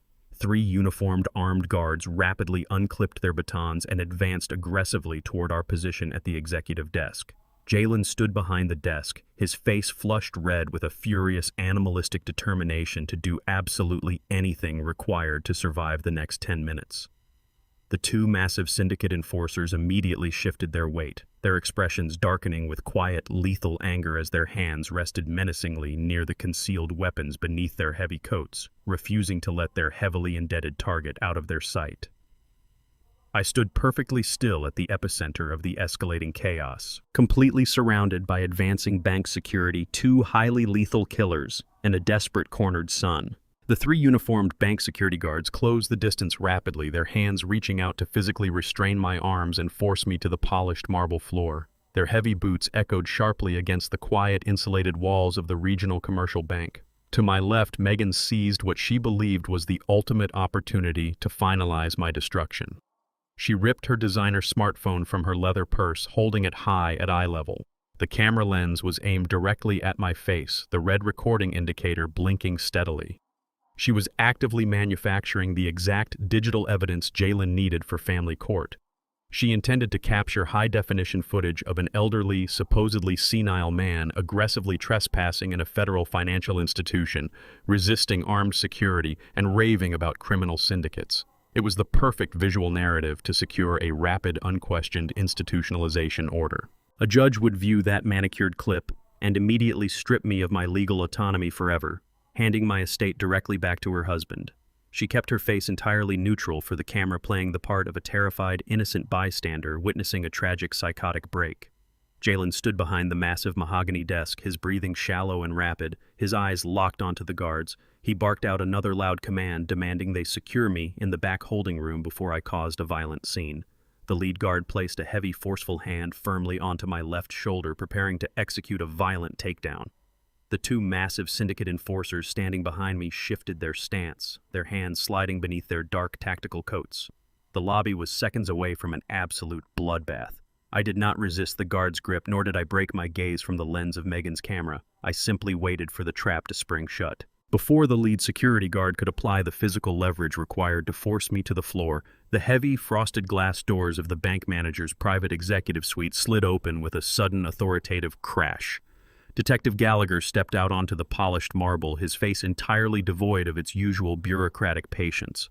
He was not wearing his standard wrinkled detective suit today. He was flanked by 3 federal agents wearing dark tactical windbreakers, their hands resting cautiously near their duty belts. They had been waiting silently inside that dark office all morning, meticulously tracking the digital flow of the fraudulent wire transfer and anticipating this exact confrontation. Gallagher marched directly toward the epicenter of the chaos, his heavy footsteps commanding absolute attention across the cavernous lobby. He reached into his breast pocket and produced a gold federal badge, thrusting it high into the air for the security team to see clearly. His voice boomed across the room, carrying the cold, uncompromising weight of federal authority. He ordered the bank security guards to stand down immediately, drop their restraints, and step away from me. The guards froze instantly. The lead guard immediately released my shoulder, taking 2 rapid steps backward as he registered the federal credentials flashing in front of him. The entire atmosphere of the bank shifted from a frantic civilian disturbance to a highly controlled federal crime scene. The 3 agents moved with swift, coordinated precision, fanning out across the executive seating area to secure the perimeter. Jalen's triumphant expression vanished entirely, replaced by the pale, bloodless mask of a man who suddenly realized he was standing on a trapdoor. Megan's smartphone trembled violently in her hand, her recording completely forgotten as the terrible reality of the federal ambush crystallized in front of her. Detective Gallagher did not even look at Jalen or Megan. He bypassed them completely and approached the terrified regional bank manager, who was still clutching the edges of his mahogany desk. Gallagher reached inside his coat and produced a thick official medical dossier bearing the seal of the state forensic laboratory. He placed the heavy file directly beside my federal injunction. Speaking with absolute clinical precision, Gallagher validated every single claim I had just made. He opened the file to a prominently highlighted page displaying Evelyn's comprehensive neurological records. He informed the banking executive that my late wife had suffered a catastrophic stroke 5 years prior, rendering the entire right side of her body completely paralyzed. He pointed aggressively to the bold cursive signature on the final page of the power of attorney document. He stated it was physically and scientifically impossible for Evelyn to have gripped a pen, declaring the document an undeniable, provable forgery. The regional manager turned the color of wet ash. The severe legal liability of processing a $2 million extraction loan based on a fabricated signature hit him with the force of a physical blow. He did not ask Jalen for an explanation, and he did not seek clarification. Survival instinct took immediate control of the banking executive. He slammed his hand down onto his computer terminal, his fingers flying across the mechanical keyboard with desperate speed. He aggressively canceled the pending wire transfer in the central banking system, permanently locking the funds. The digital interface blinked red, confirming the transaction was completely nullified. Jalen stared at the computer screen, watching his absolute financial salvation evaporate into the digital ether. The $2 million lifeline he desperately needed to pay off the violent offshore syndicate was officially severed, leaving him totally bankrupt and completely exposed. The crushing realization of his absolute failure finally shattered Jalen's mind. He stood paralyzed behind the mahogany desk, his chest heaving as his frantic gaze darted wildly around the opulent bank lobby. He looked to his left, watching the 3 federal agents in tactical windbreakers closing the perimeter, fully prepared to arrest him for massive wire fraud and elder abuse. He then looked toward the main entrance. The 2 massive syndicate enforcers stood shoulder to shoulder, entirely blocking the glass doors. Their hands remained buried inside their heavy coats, their cold, emotionless eyes locked directly onto the man who had just lost their $2 million. The sheer genius of the trap finally registered in Jalen's panic-stricken brain. He realized I had not simply called the authorities to stop a bank loan. I had purposefully marched the ruthless killers who wanted him dead directly into the arms of the federal agents who wanted him in prison. I had locked him inside a cage with no exits and thrown away the key. Driven by pure, unadulterated terror, Jalen completely abandoned the meticulous corporate persona he had cultivated his entire life. Animalistic survival instincts hijacked his nervous system. Megan stood directly beside him, her designer purse clutched to her chest, paralyzed by shock. Without a single word of warning or a moment of hesitation, Jalen violently shoved his wife. He drove his palms hard into Megan's shoulders, launching her directly into the path of an advancing federal agent. She shrieked, crashing heavily into the officer, and sending them both tumbling onto the polished marble floor in a tangle of limbs. Using his own wife as a human shield, Jalen turned and sprinted desperately toward the bank's rear emergency exit, abandoning her entirely to face the brutal consequences of their shared conspiracy. Jalen hit the heavy steel crash bar of the emergency exit with the entire weight of his body. The heavy door flew open instantly, triggering the bank's high-decibel fire alarm. The piercing shriek echoed off the marble walls, drowning out the frantic shouts of the security guards. Through the shattered glass of the main entrance, the pulsing red and blue lights of arriving police cruisers began to reflect against the polished pillars. A massive coordinated pursuit was already assembling on the streets outside to run my son to the ground. Inside the lobby, the chaotic energy rapidly localized around the immediate threat. The federal agent Jalen had used to break his fall quickly regained his footing, drawing his sidearm and advancing alongside his tactical unit. They formed a tight, inescapable ring around the mahogany desk. Megan was left completely abandoned, sprawled awkwardly on the expensive floor where her husband had violently discarded her. She scrambled to her feet, her designer skirt wrinkled, and her carefully styled hair completely disheveled. Survival instinct immediately replaced her initial shock. She assessed the grim reality of the armed federal agents closing in and instinctively deployed the only weapon she had left. She burst into frantic theatrical tears. She clutched her expensive purse to her chest, trembling violently, and began to weave a desperate narrative of victimhood. She sobbed loudly, claiming she had absolutely no idea what Jalen was doing. She insisted she was merely a terrified spouse held hostage by an abusive husband who had forced her into compliance through severe physical threats. She played the role of the innocent, manipulated wife, perfectly begging the federal agents for protection from the man who had just left her behind to face the authorities alone. I stood perfectly still, watching her pathetic performance with absolute, unadulterated disdain. I did not interrupt her frantic, weeping monologue. I simply let her spin her web of lies until she ran entirely out of breath. Then I turned my head and offered a single subtle nod to Detective Gallagher. The seasoned investigator stepped forward, easily piercing through the cacophony of the bank alarms. He reached inside his wrinkled suit jacket and withdrew a manila folder, dropping it heavily onto the mahogany desk right beside the ruined loan application. He did not offer her a shred of sympathy. He pulled out the expedited toxicology report from the state crime lab, tapping the highlighted chemical breakdown with his thick index finger. He clearly articulated the exact lethal dosage of restricted liquid barbiturates found inside the herbal tea she had personally served me that morning in the garden shed. Megan's manufactured tears stopped instantly. The color completely drained from her face as she stared at the scientific proof of her attempted murder. But Gallagher was not finished dismantling her life. He produced a secondary file, slipping a high-resolution magnification of the forged power of attorney document onto the desk. My son was a reckless amateur, but Megan was supposed to be a meticulous professional. Her arrogance had blinded her to her own digital footprint. Gallagher pointed to a nearly microscopic anomaly embedded deep within the digital background pattern of Evelyn's fabricated signature. It was the proprietary encrypted watermark of Megan's own boutique graphic design firm, automatically generated by the specialized software she used to create the forgery. She had literally signed her own corporate confession onto the very document designed to steal my estate.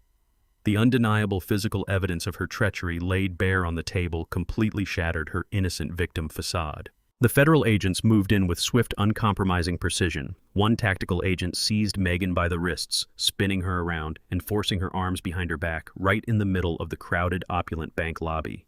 The heavy steel handcuffs ratcheted shut with a sharp, metallic bite that seemed to echo louder than the alarms. The physical reality of her arrest completely shattered her composure. She thrashed wildly against the agent's grip, her polished heels slipping on the marble floor as she fought a completely useless battle. She turned her panicked gaze toward me, her eyes wide with genuine desperate terror. She screamed my name over the deafening blare of the fire alarms, demanding that I intervene and command the authorities to release her immediately. She abandoned her previous narrative entirely, sobbing that we were family, and that family inherently deserved mercy and forgiveness. She pleaded for a second chance, begging me to remember the holidays we had shared and the sacred bond we supposedly held. I walked slowly around the mahogany desk, stopping mere inches from where she was being physically restrained. I looked down at the woman who had happily handed me a cup of lethal poison just a few hours prior. I maintained absolute chilling clarity in my voice, cutting effortlessly through her hysterical screaming. I informed her that she had permanently forfeited any claim to the word family the moment she decided my life was worth less than her desired social status. I stated plainly that true family does not measure a man's worth by the dosage of poison it takes to silence him. I turned my back on her completely, refusing to offer her a single ounce of the mercy she had violently denied me. I watched the tactical agents haul Megan through the sliding glass doors. her frantic protests finally fading as she was shoved roughly into the back of a heavily armored federal transport vehicle. The immediate threat inside the lobby was neutralized, but the broader operational picture was rapidly deteriorating. Detective Gallagher approached me, his face grim and his hand resting tightly on his radio. He delivered a critical, catastrophic complication to the morning's operation. During the explosive chaos of Jalen's sudden escape and Megan's subsequent arrest, the two massive syndicate enforcers had completely vanished. They had used the overwhelming confusion of the federal raid to slip silently out through a side exit, completely evading the established police perimeter. Gallagher confirmed they were now actively hunting Jalen in the streets, heavily armed and entirely unhindered by legal protocols. The implications struck me with cold, undeniable certainty. The syndicate men were not operating under warrants or seeking judicial resolution. They were seeking the immediate brutal collection of a massive debt. If those hardened killers found my son before the police tactical units did, Jalen would not survive the encounter. He would be summarily executed in cold blood to send a violent, definitive message to the rest of the criminal underworld. The anger and betrayal I felt toward the boy I raised had to be immediately compartmentalized. I had systematically dismantled his financial empire and orchestrated his downfall, but I absolutely refused to allow him to be slaughtered in an alleyway by offshore mercenaries. He needed to stand trial, face a jury, and answer for his crimes in a federal courtroom. I tightened the knot of my silk tie and turned toward the shattered emergency exit. I had to step back into the freezing city and track down the very son who had tried to destroy me. The afternoon sun vanished behind heavy, bruised clouds, transforming the sprawling city into a gridlocked, freezing hunting ground. Jalen's massive $2 million extraction loan was officially dead, and the cascading financial fallout was absolute. Detective Gallagher's encrypted dashboard radio crackled relentlessly, painting a grim, tactical picture of a rapidly shrinking police perimeter. Federal agents had executed the total asset freeze with ruthless, uncompromising efficiency. Every single one of my son's corporate and personal bank accounts was permanently locked by federal decree, severing his access to cash reserves, high-limit credit lines, and untraceable digital currency wallets. A regional patrol unit found his luxury sports car abandoned haphazardly near a towering concrete highway overpass, the engine still warm and the driver's side door left wide open in his frantic haste. Megan was securely locked inside a sterile concrete federal holding cell downtown, entirely isolated and facing decades in federal prison for attempted murder. Jalen was effectively stripped of his mobility, his funds, and his meticulously crafted human shield. He was operating entirely on foot, relying purely on raw adrenaline and sheer terror. I sat silently in the passenger seat of Gallagher's unmarked pursuit vehicle, watching the urban landscape blur past the reinforced glass. I knew precisely how my son operated under extreme, inescapable duress. He possessed an extensive network of wealthy acquaintances, but he did not have a single genuine friend. His entire social circle consisted exclusively of opportunistic business associates, superficial corporate partners tied together solely by mutually beneficial greed and status. The absolute moment those men saw Jalen's face plastered across local law enforcement bulletins, they would lock their estate doors and emphatically deny they ever knew him. He could not run to his wealthy colleagues for sanctuary or financial leverage. He was entirely isolated in a metropolis of millions running out of viable options and rapidly running out of time. The pursuit vehicle's police scanner chattered incessantly, flooding the small cabin with frantic, overlapping reports. Dispatchers called out rapid-fire, unverified sightings from across the metropolitan grid. Desperate, well-meaning citizens claimed to have spotted a man matching Jalen's description, attempting to blend into the crowds boarding a southbound locomotive at the central train station. Minutes later, another panicked caller reported seeing him violently pushing through crowded ticketing terminals at the interstate bus depot. Gallagher gripped the steering wheel tightly, preparing to veer the heavy vehicle onto the elevated highway to intercept the train station lead. I reached out and firmly gripped the detective's forearm, ordering him to completely ignore the transit hubs. I had spent 35 years raising the man currently fleeing from the authorities, and I possessed a profound, intimate understanding of his psychological profile. Jalen was fundamentally driven by an insatiable need for absolute control and elitist superiority. Boarding a filthy, crowded public bus or submitting to the rigid, inconvenient schedules of a commercial passenger train meant surrendering his autonomy and acknowledging his total reduction to common criminal status.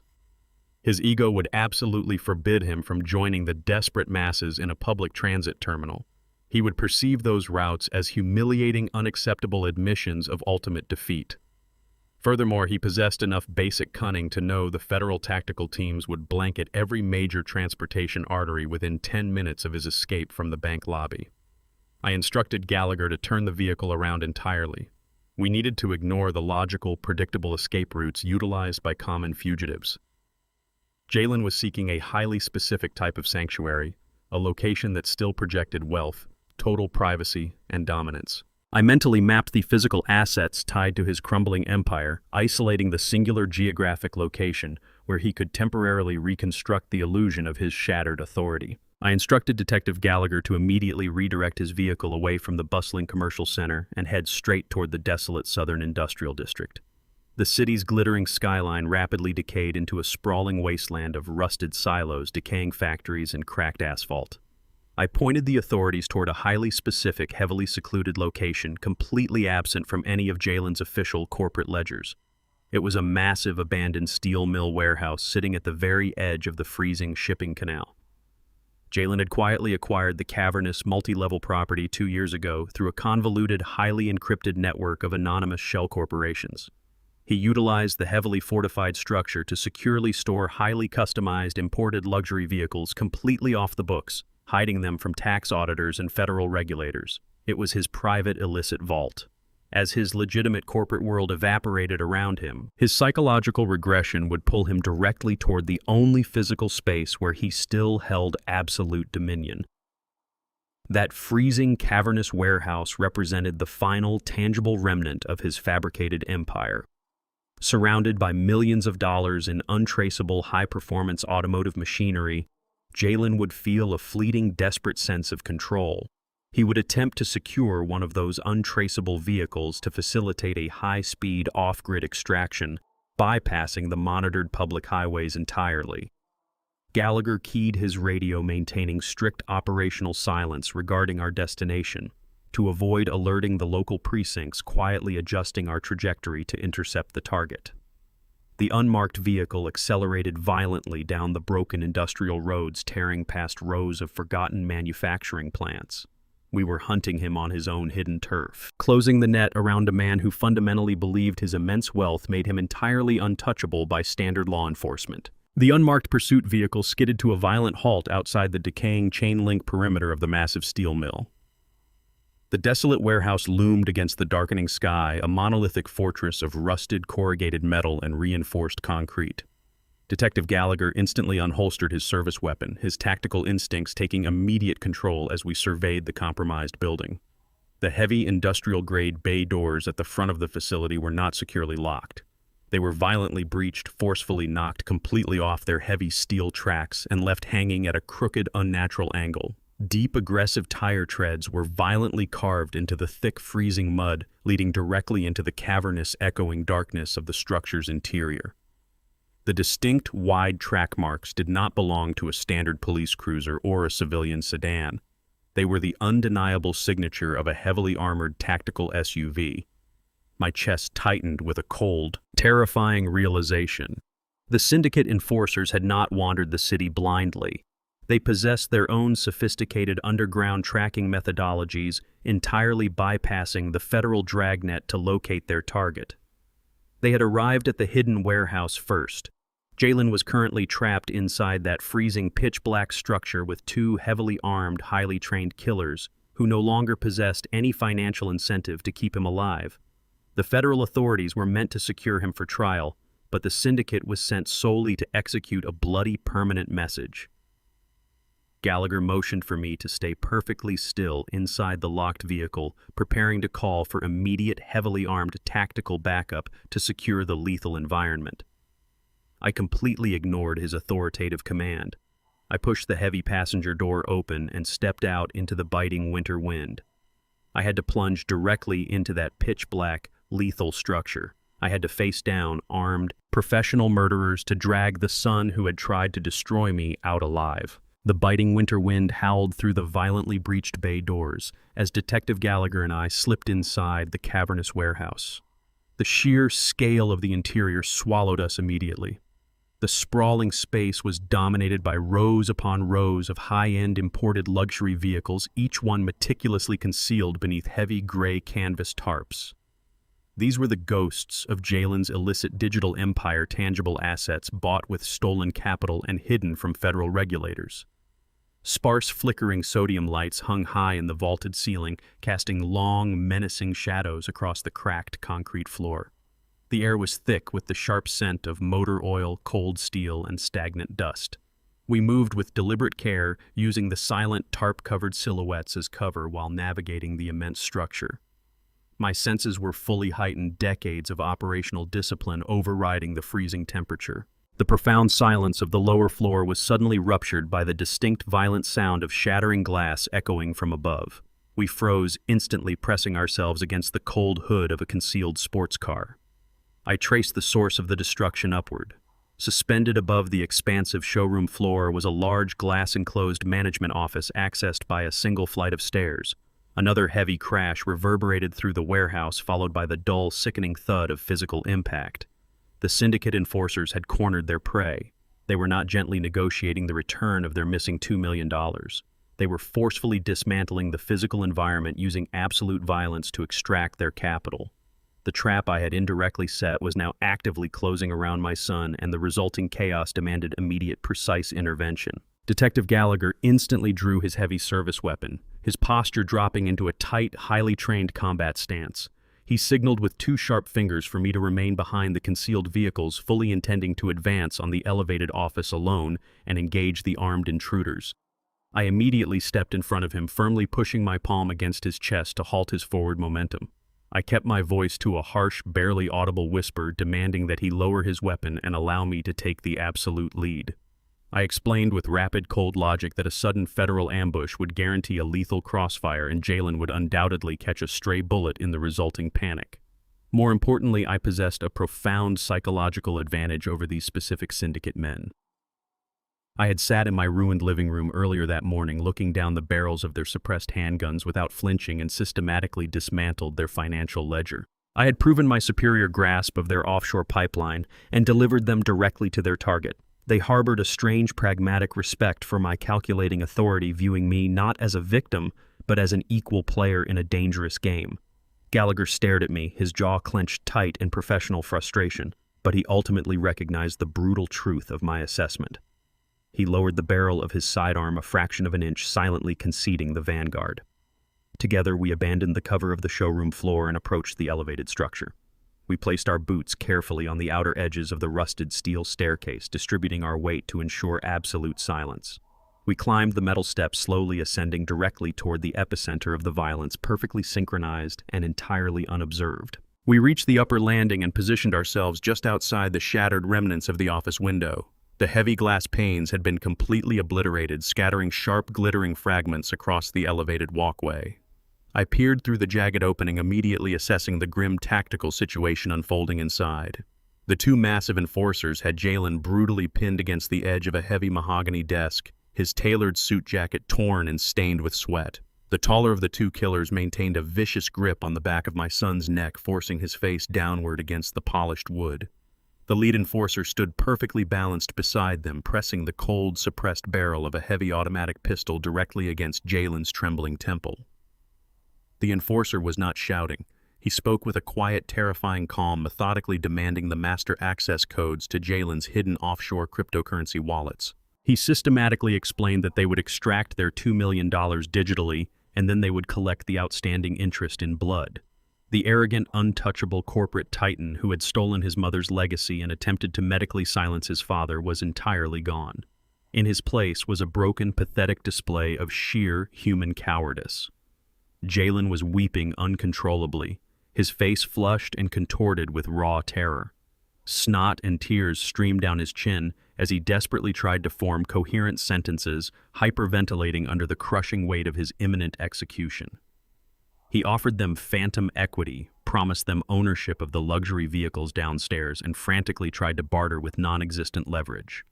He was crumbling under the exact pressure he had so casually inflicted upon others, stripped of his fraudulent authority and reduced to a whimpering, terrified child begging the dark for a mercy he had never once earned. Jalen's frantic, shifting gaze suddenly locked onto the shattered window frame. Through the veil of his own terrified tears, he registered my presence, standing silently in the shadows of the landing. A shockwave of desperate recognition convulsed through his pinned body. He screamed my name, his voice cracking into a shrill, high-pitched wail that echoed terribly across the empty warehouse. He begged me to save his life, thrashing uselessly against the enforcer's crushing grip. He promised with frantic, breathless desperation to return every single stolen cent, swearing he would confess to the forgery, nullify the bank loan, and restore the estate to its rightful state. He offered hollow apologies, desperately trying to leverage decades of my parental sacrifice to shield himself from the consequences of his own greed. The syndicate men immediately snapped their attention toward the doorway, their tactical training instantly taking over. The lead enforcer pivoted sharply, leveling his heavy automatic weapon squarely at the center of my chest. I did not flinch, and I did not attempt to seek cover. I stepped fully into the harsh, flickering light of the ruined management office, entirely unarmed, my hands resting casually at my sides.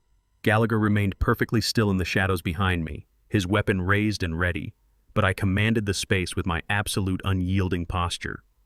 I stared directly down the dark barrel of the syndicate firearm, holding the enforcer's cold gaze with the practiced, chilling authority of a man entirely comfortable with violence. I ignored the pathetic, sobbing pleas of the son who had tried to erase me. The room fell into a dead, suffocating silence, the tension drawn tight as piano wire. The ultimate confrontation for Jalen's life and the final adjustment of my family legacy had officially begun. The air inside the ruined management office grew incredibly dense, suffocating under the weight of imminent violence. The lead enforcer kept the heavy automatic pistol leveled directly at my sternum, his thick finger resting taut against the curved metal of the trigger. I did not break his gaze. I did not blink, nor did I let my breathing hitch.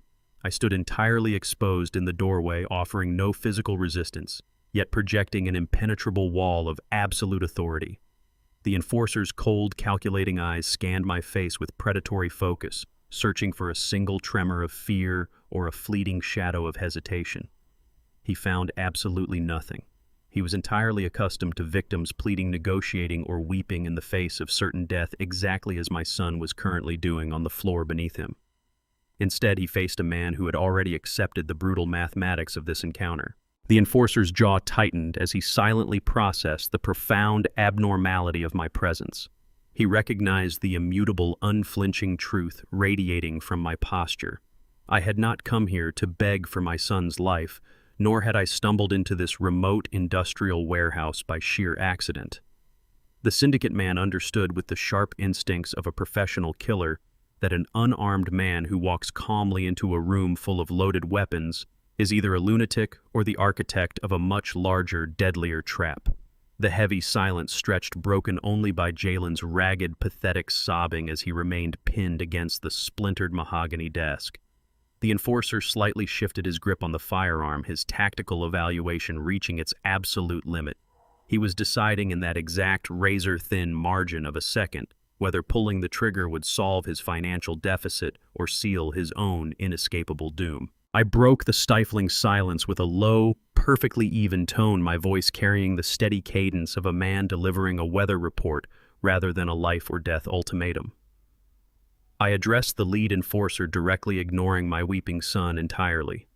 I informed him that heavily armed federal tactical units were currently securing the entire perimeter of the steel mill. I detailed how Detective Gallagher and a dozen specialized agents had silently locked down every primary exit, driveway, and access road leading away from the property. I watched the enforcer's eyes narrow as the tactical reality of his situation crystallized in his mind. I did not raise my voice, but I drove my words forward with absolute crushing certainty.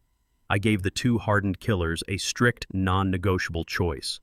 They could pull the trigger, execute Jalen, and satisfy their immediate thirst for vengeance. However, doing so would guarantee the immediate storming of the office by federal agents, leading directly to a lethal shootout they could not possibly win, culminating in a mandatory life sentence in a maximum security federal penitentiary. Alternatively, they could choose pragmatism over pride. I pointed a steady finger toward the rear of the elevated office. I explained that a narrow, rusted maintenance stairwell led directly down to the old loading docks and exit. The federal perimeter had not yet fully choked off. I told them they had less than 90 seconds to release Jalen, walk down those stairs, and disappear into the industrial shadows to fight another day. I made it abundantly clear that they were entirely out of time and the $2 million they sought no longer existed in any recoverable form. I stood aside, leaving the doorway completely unobstructed, silently offering them their only viable corridor to freedom. The two massive enforcers froze the heavy calculus of survival, actively warring against their professional pride. They exchanged a swift, silent glance, communicating entirely through the micro-expressions of seasoned criminals accustomed to cutting their losses. The grim reality of my ultimatum offered no room for negotiation. The faint, unmistakable sound of heavy vehicle tires crunching against the gravel outside the warehouse began to bleed through the shattered windows, confirming my exact warning. The federal tactical dragnet was rapidly pulling tight. The lead enforcer slowly lowered his weapon, his finger slipping off the trigger as the pragmatic instinct to survive eclipsed his desire for violent retribution. He glared down at Jalen, who remained curled in a pathetic, trembling ball against the ruined mahogany desk. The killer's face twisted into an expression of profound, unadulterated disgust. He cursed my son, his voice a harsh, venomous rasp that echoed bitterly in the cold air. He told Jalen that he was not worth the price of a federal bullet or the risk of a prison sentence.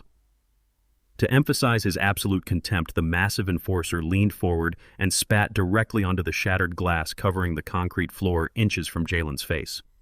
Without casting a single backward glance at me, the two men holstered their weapons. They moved with sudden, startling agility, pivoting away from the desk and slipping silently through the rear door of the office. Their dark boots made no sound as they rapidly descended the rusted maintenance stairwell I had identified. They melted seamlessly into the dense mechanical shadows of the lower loading docks, prioritizing their freedom over a failed contract.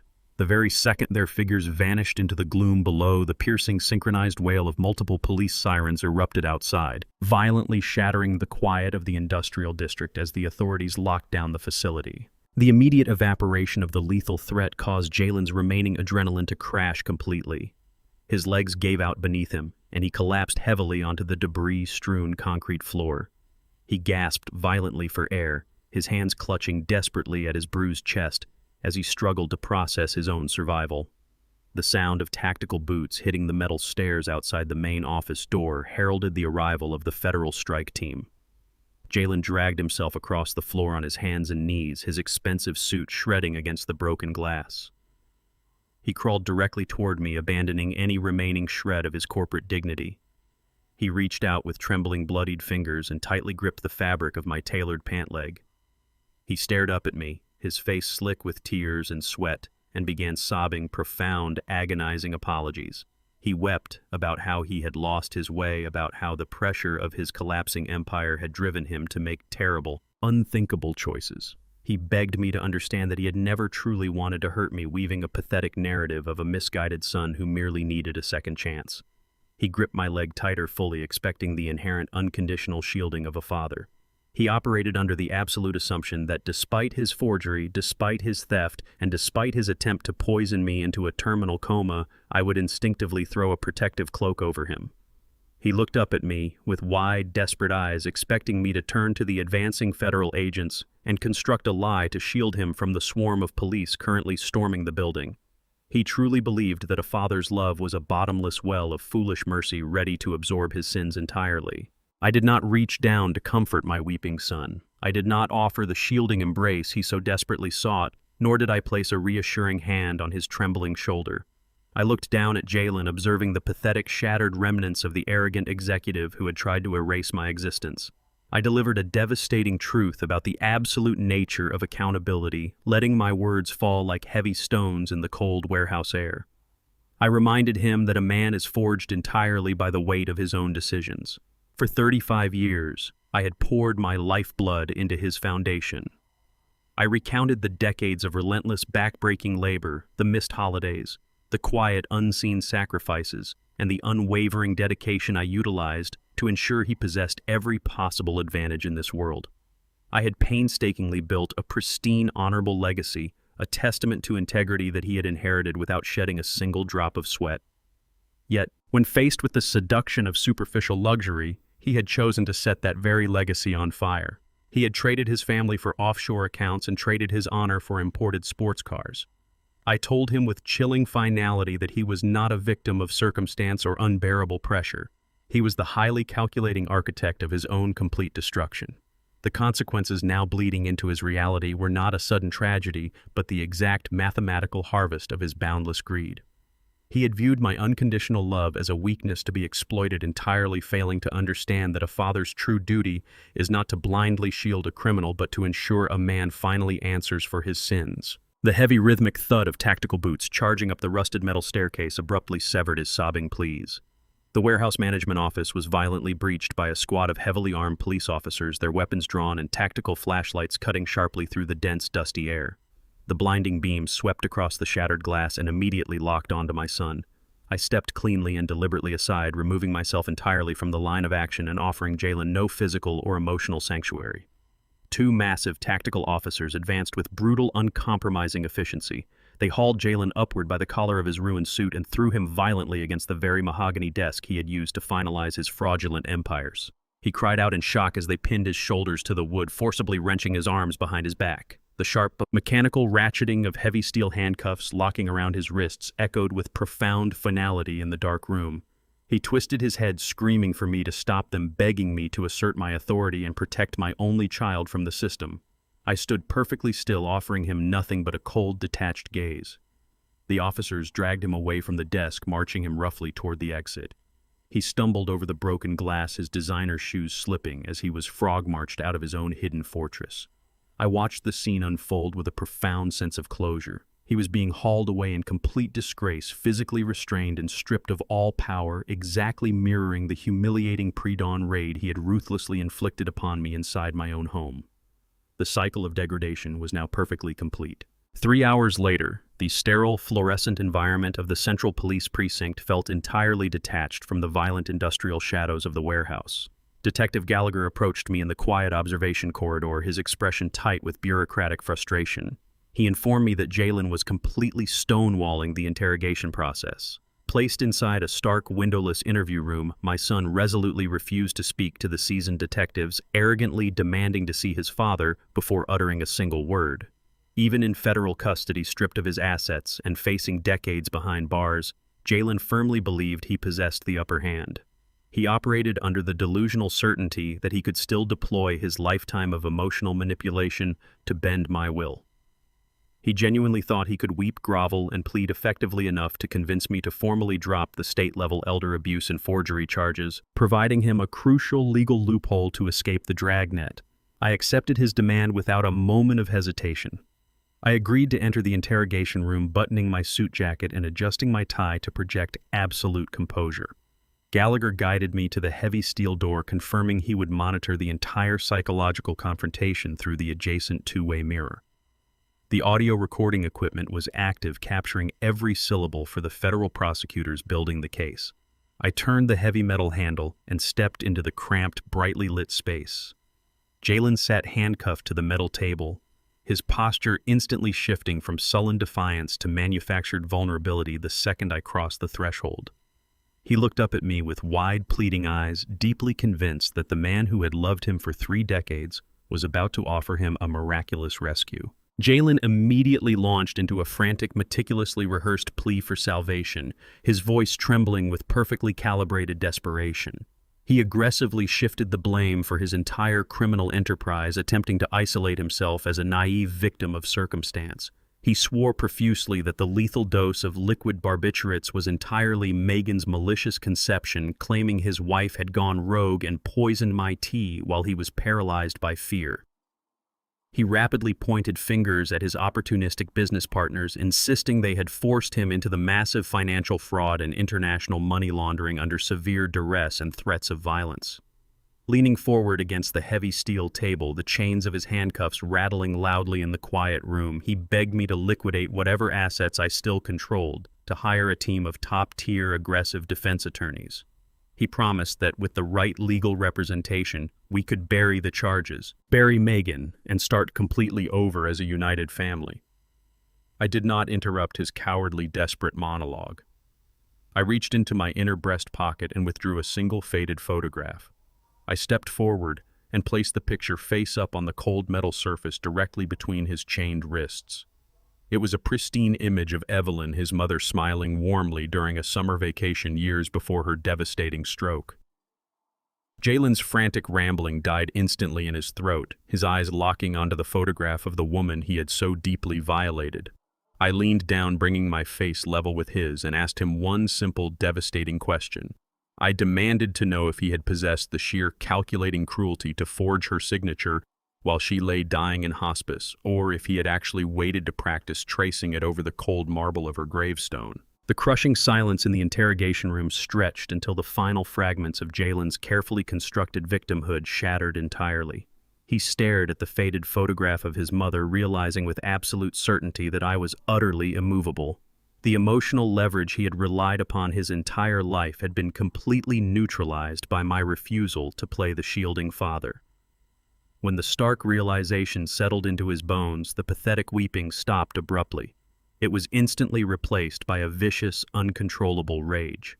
His face twisted into a mask of pure, unadulterated hatred, the veins in his neck bulging against his collar. He lunged forward against the heavy steel table, the short chains of his handcuffs biting deeply into his wrists as he screamed at me. He abandoned every fabricated lie about offshore syndicates forcing his hand or Megan acting alone. He roared that he deserved every single cent of that sprawling estate. He screamed that I was too old, too stagnant, and too irrelevant to enjoy the wealth I had hoarded over decades. He claimed the money was his fundamental birthright, a necessary stepping stone for his own ascendance, and that my refusal to surrender it willingly was the true crime. He spewed venomous justifications, declaring that my generation had selfishly clung to resources while his generation was forced to fight for scraps. He did not understand the profound gravity of his own words in that sterile room. Every vile justification, every arrogant claim to my property, and every explicit detail of his profound entitlement was captured flawlessly by the high-definition precinct cameras mounted in the corners of the ceiling. He was delivering a complete, unhinged confession, voluntarily handing the federal prosecutors the exact psychological profile and admitted motive required to seal his fate permanently. 3 agonizing months passed with methodical, bureaucratic inevitability. The sheer volume of forensic evidence, digital footprints, and recorded confessions transformed the federal indictment into an inescapable labyrinth for the defendants. The highly anticipated trial date finally arrived, bringing with it an atmosphere of severe judicial consequence. Jalen and Megan were no longer the polished, affluent power couple they had so desperately pretended to be in the bank lobby. They were now facing a mountain of severe federal charges, including massive wire fraud, international money laundering conspiracy, and attempted murder. Sitting at separate defense tables, their unified front had completely disintegrated into a vicious, cutthroat war of self-preservation. Megan's high-priced defense strategy was entirely predictable, but executed with theatrical precision. Her legal team aggressively painted Jalen as a manipulative, controlling monster who had forced her into compliance under the constant threat of severe physical violence. She intended to portray herself as a terrified hostage trapped in his financial schemes, claiming the poisoned tea was a desperate act of self-defense against a tyrannical husband. Jalen's legal strategy conversely relied on a desperate campaign of absolute denial and character assassination. His attorneys planned to argue that I was a vengeful, delusional man suffering from severe cognitive decline. They intended to convince the jury that I had meticulously framed my own son, constructing an elaborate illusion of fraud to punish him for a simple family dispute. Jalen was betting his entire freedom on his ability to manipulate the court into viewing him as the victim of an elderly father's paranoid, vindictive vendetta. They sat across the wide room from each other, entirely consumed by their mutual hatred, oblivious to the reality that their conflicting narratives were merely accelerating their mutual destruction. I arrived at the massive federal courthouse precisely 45 minutes before the opening statements were scheduled to commence. I wore the exact same pristine, tailored charcoal suit I'd worn on the morning I dismantled Jalen's empire in the regional bank lobby. It was my armor, a physical manifestation of my unyielding, absolute resolve. The sprawling marble steps of the courthouse were completely swarmed by a chaotic sea of regional and national media. The press had become entirely fascinated by the sensational narrative of the impending trial. They were captivated by the story of a retired, unassuming federal IT auditor who had systematically outmaneuvered an entire offshore crime syndicate and orchestrated a flawless trap to stop his own treacherous son. Microphones were thrust aggressively into my path, and the rapid, blinding flashes of dozens of cameras illuminated the freezing morning air. Reporters shouted frantic questions about my late wife, the poisoned tea, and the syndicate enforcers who had vanished into the industrial district. I ignored the absolute chaos completely. I did not break my stride, nor did I offer a single word or glance to the frantic journalists crowding the plaza. I walked through the heavy bronze doors of the courthouse with the rigid, disciplined posture of a man who possessed nothing to hide and nothing left to fear. I bypassed the crowded corridors and entered the grand oak-paneled courtroom. I bypassed the front rows reserved for immediate family and took a seat near the back of the gallery. I sat with perfect upright posture, resting my hands calmly on my knees. I exuded a quiet, absolute authority that caused the surrounding spectators to subconsciously lower their voices. I was not there to seek vengeance. I was there to witness the final execution of absolute accountability. The trial commenced with an immediate aggressive assault on my personal character.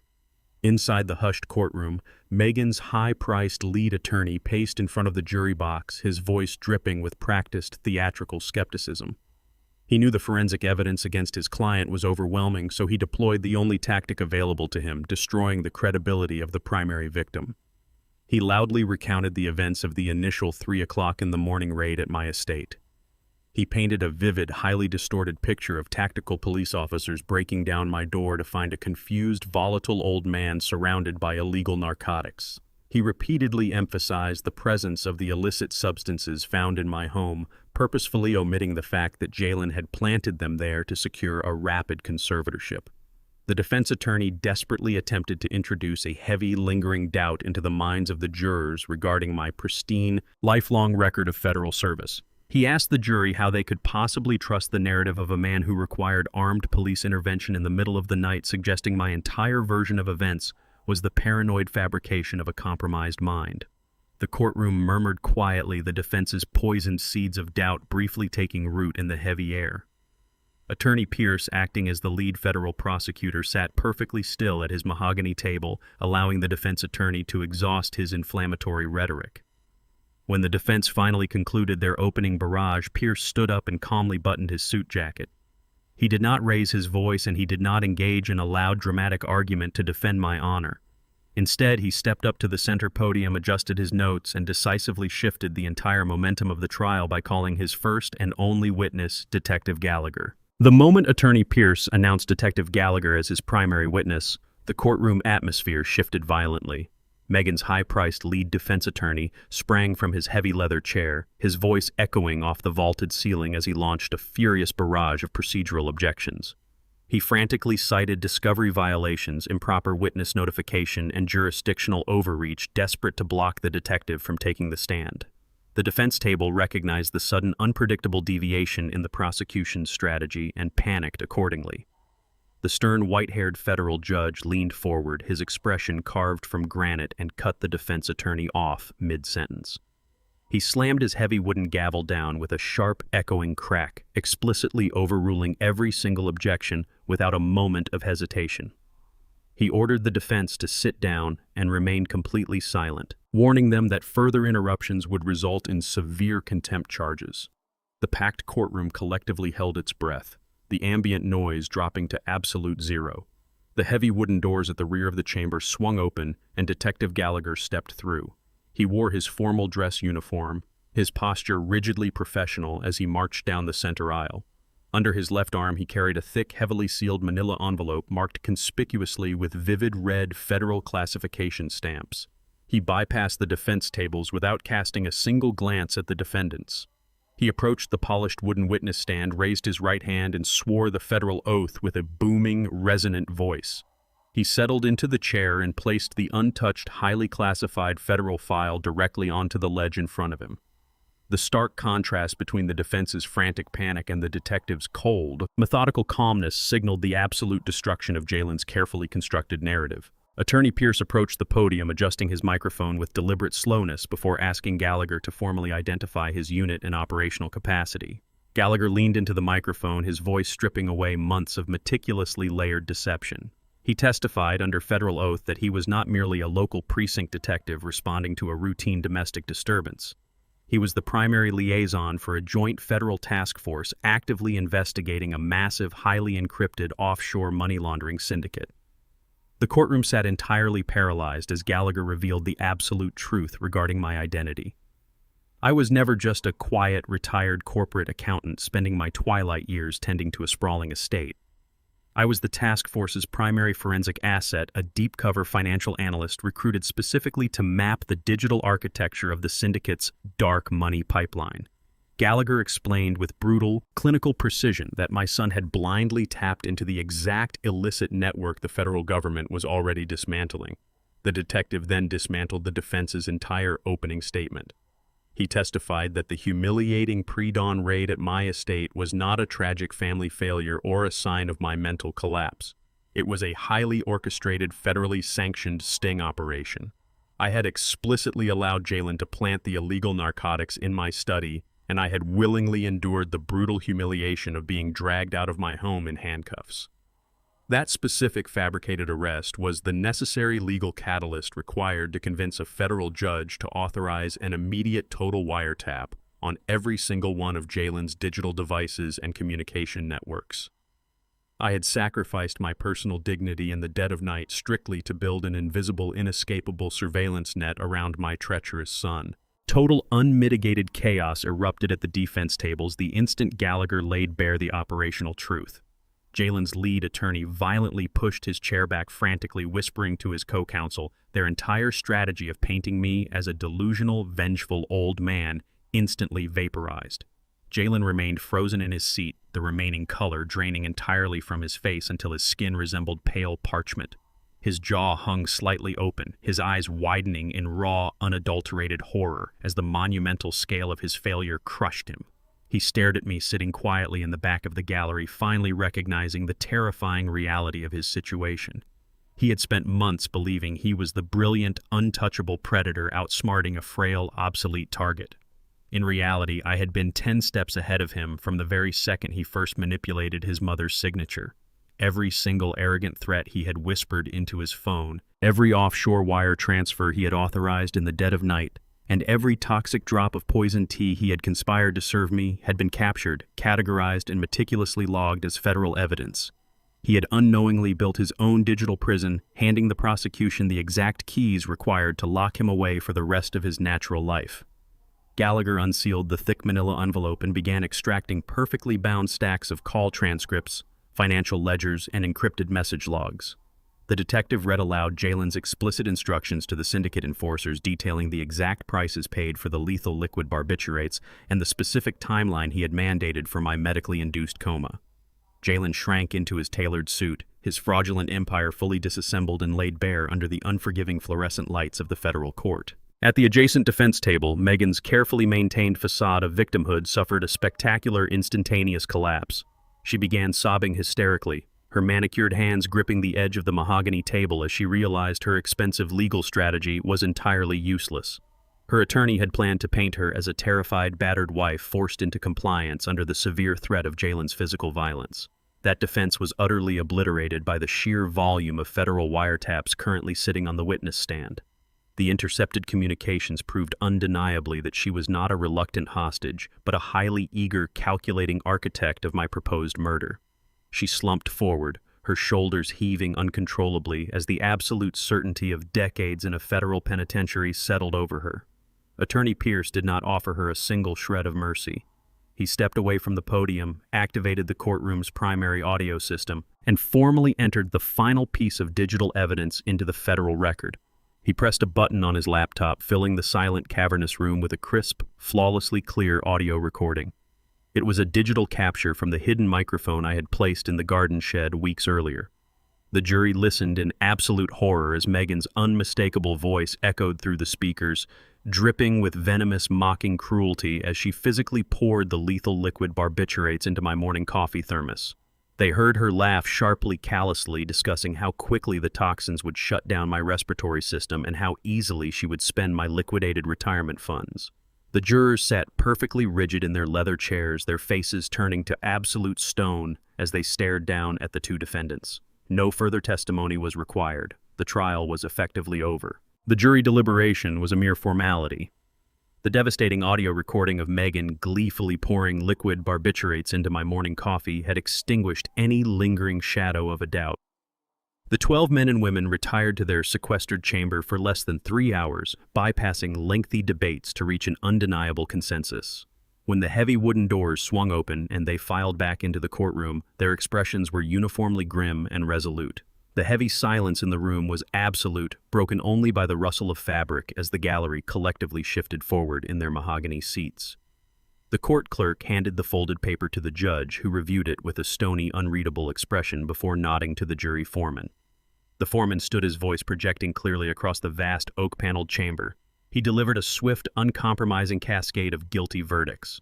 Jalen was found guilty on all federal counts, including massive wire fraud, international money laundering, conspiracy, and severe elder abuse.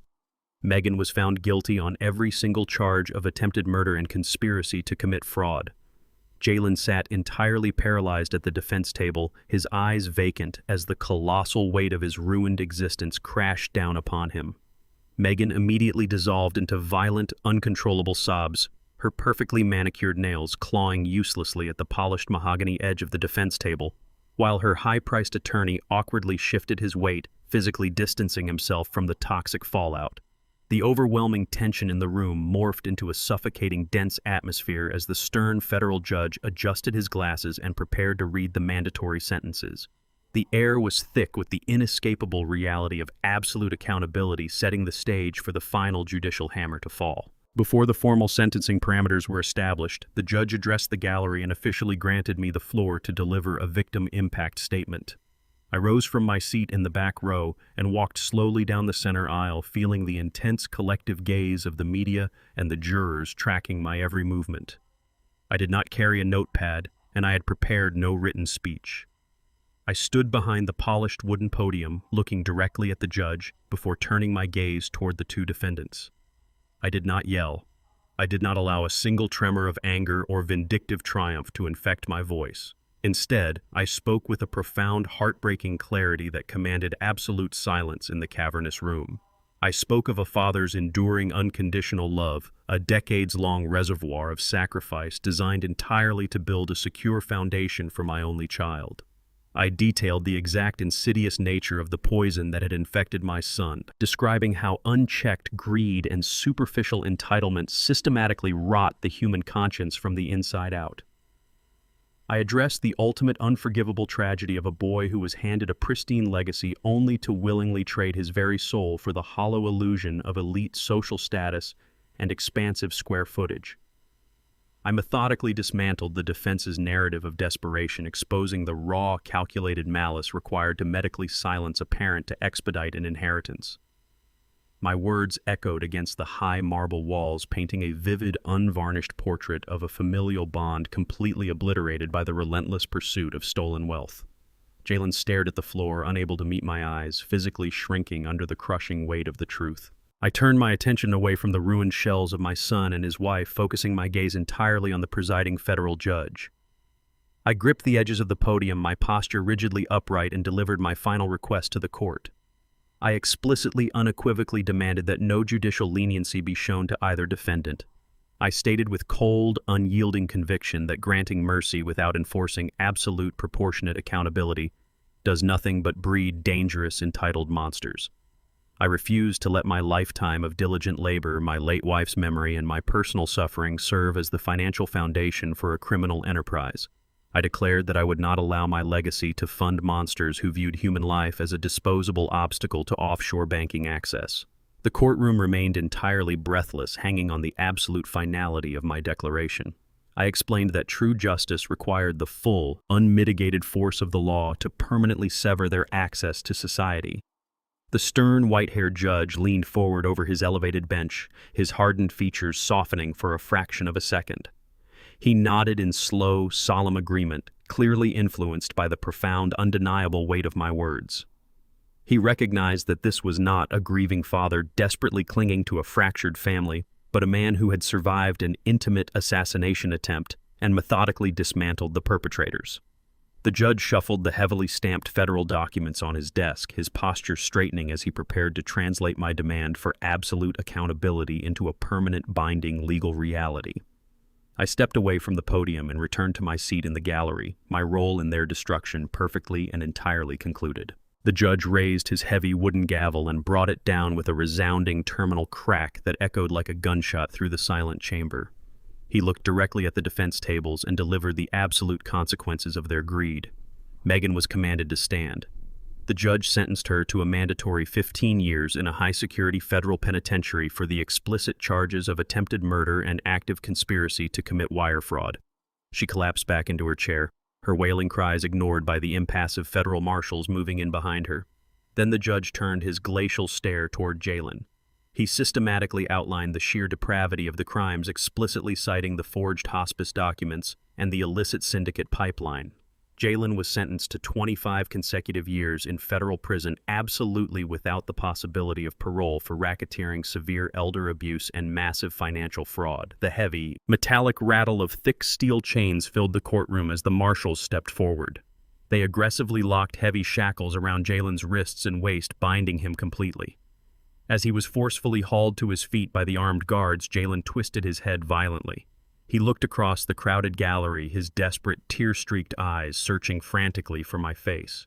He was looking for a final display of paternal emotion, a look of vindictive triumph, a shadow of sorrow, or a fleeting glimpse of regret. He fundamentally needed to know that his destruction still mattered to me. Instead, I simply turned my back to him. I did not pause, and I did not look over my shoulder. I walked out of the massive bronze doors of the courtroom, walking away from the ruins of his life. The severing of our bond was absolute, permanent, and entirely silent. The heavy oak doors of the federal courtroom swung shut behind me, severing the final toxic tie to the man who was once my son. The relentless, exhausting legal warfare was officially over. Propelled by the massive cache of wiretaps, financial ledgers, and Jalen's unhinged confession, the federal task force swiftly executed a wave of coordinated raids across the eastern seaboard.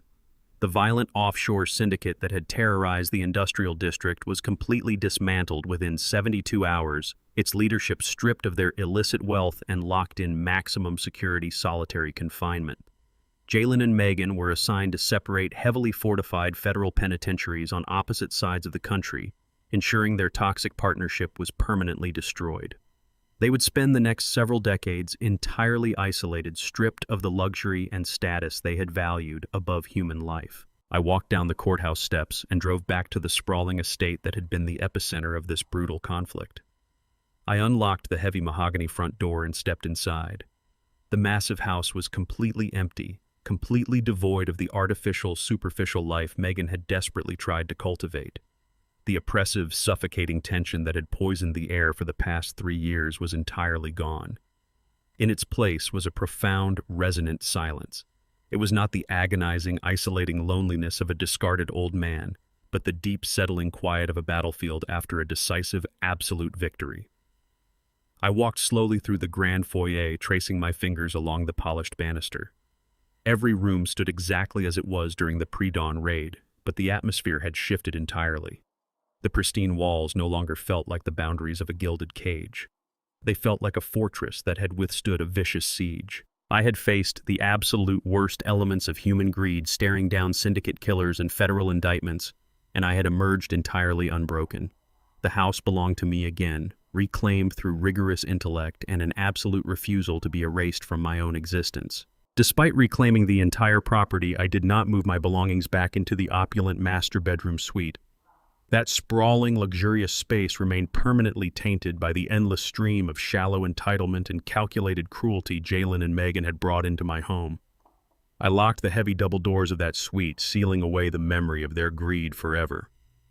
Instead, I stood by the second-floor window and looked down at the overgrown backyard, my gaze locking onto the dilapidated wooden garden shed sitting in the damp shadows. That freezing, decaying structure was exactly where they had callously planned to exile me while waiting for the liquid barbiturates to stop my heart. I refused to let that structure remain a monument to their intended cruelty. The very next morning, I hired a highly recommended professional contracting crew. I gave the lead foreman absolute creative control over the budget with one strict directive. They were not building the extravagant, superficial luxury pool cabana that Megan had relentlessly demanded. They were executing a total meticulous renovation of the decaying shed. Over the next 4 weeks, the contractors stripped the rotting wood and cracked foundation, replacing them with reinforced steel framing and pristine insulated oak paneling. They installed massive floor-to-ceiling skylights that flooded the interior with brilliant natural warmth. They laid down smooth, heated hardwood floors and built custom wooden cabinetry along the walls. I transformed the site of my intended execution into a beautiful sunlit art studio dedicated entirely to the memory of my late wife, Evelyn. I moved her easels, her vibrant oil paints, and her unfinished canvases from the dusty attic into the radiant new space. Every stroke of the brush, every drop of paint she had left behind was honored and preserved in the sunlight. I took the darkest corner of the property and rebuilt it into a sanctuary of creation and love, proving that even the most venomous acts of betrayal can be overwritten by honoring the people who actually mattered. With the offshore syndicate entirely eradicated and my son securely locked behind federal steel, I officially submitted my formal resignation to the Joint Task Force directors. My decades of forensic accounting, the countless hours mapping illicit digital architectures, and my final dangerous undercover operation had successfully concluded. I had served the justice system with flawless precision, but my duty was finally complete. I turned my sharp, calculating focus entirely toward my own financial legacy. I contacted my primary wealth management firm and initiated a massive strategic liquidation of the recovered offshore funds that Jalen had attempted to hide. I kept only what I required to maintain the estate and secure my own quiet comfort. I took the vast, overwhelming majority of that dark stolen capital and legally transferred it into an irrevocable trust. I utilized those millions to independently fund and launch a national charity organization specifically designed to aggressively protect elderly citizens from familial financial abuse. I hired top-tier legal advocates, aggressive forensic accountants, and dedicated social workers to intervene when vulnerable parents were being systematically isolated and drained by their own entitled children. I built a formidable legal shield for those who did not possess my specific tactical background or federal resources. I ensured that the agonizing silent terror I experienced while watching my own son pour poison into my morning coffee would never be replicated in another household. The money Jalen had ruthlessly stolen to purchase luxury vehicles and elite corporate status was now actively funding the legal destruction of predators exactly like him. Every dollar he had bled from my accounts was weaponized to dismantle the very type of exploitation he had so arrogantly attempted to perfect. I redefined the purpose of my family's wealth, transforming a source of venomous greed into a relentless instrument of national justice. My legacy would not be defined by a son who traded his morality for square footage. It would be defined by the countless lives I shielded from the darkness. I sat comfortably in the heavy rocking chair on the wraparound porch of the main house, breathing in the crisp, clean morning air. I held a steaming ceramic mug of premium dark roast coffee, the rich, complex aroma completely untainted by fear or the metallic tang of chemical barbiturates.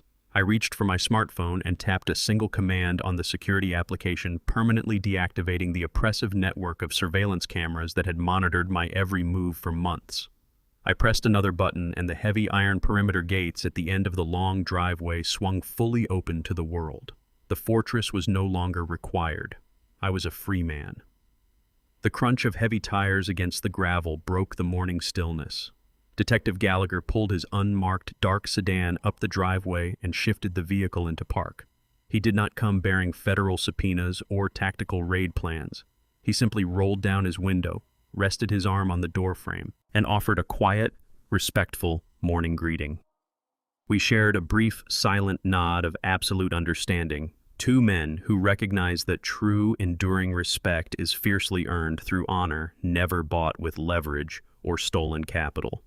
Gallagher shifted his vehicle into reverse and drove quietly back down the open driveway, leaving me entirely alone with the pristine tranquility of my home.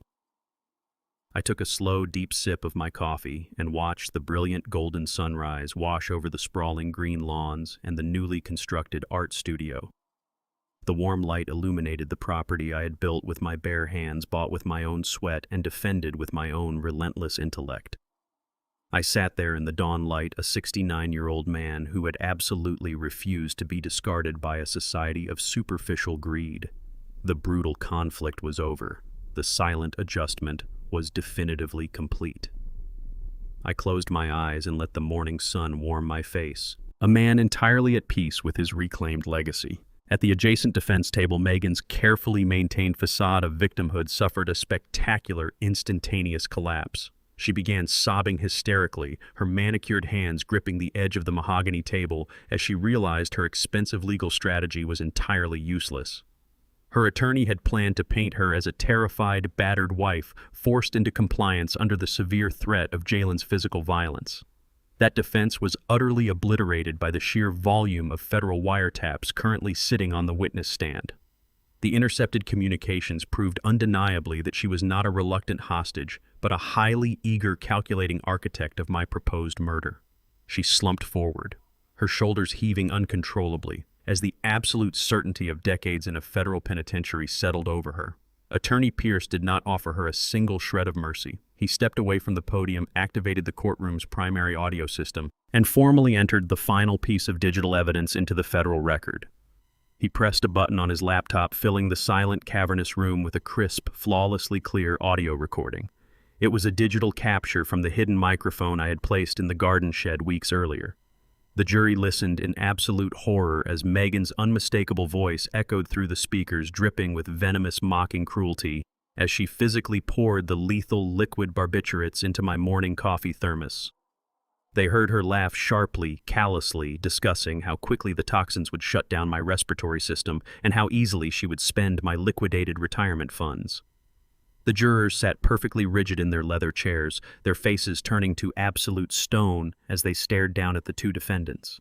No further testimony was required. The trial was effectively over. True power does not reside in the volume of your voice or the display of your wealth, but in the quiet, unyielding mastery of your own mind. When confronted by the devastating betrayal of those you trusted most, reactive anger only serves to blind your judgment. The ultimate victory belongs to the individual who can swallow their immediate pride, endure temporary humiliation, and calculate their response with absolute meticulous precision. True justice is rarely a swift stroke of vengeance. It is a carefully constructed architecture of accountability designed silently in the shadows, built to withstand any assault, and executed flawlessly. If this story of silent resilience and absolute accountability resonated with you, subscribe to the channel, like this video, and share your thoughts in the comments below. Have you ever had to walk away from a toxic relationship to protect your own peace? Let me know where you are listening from.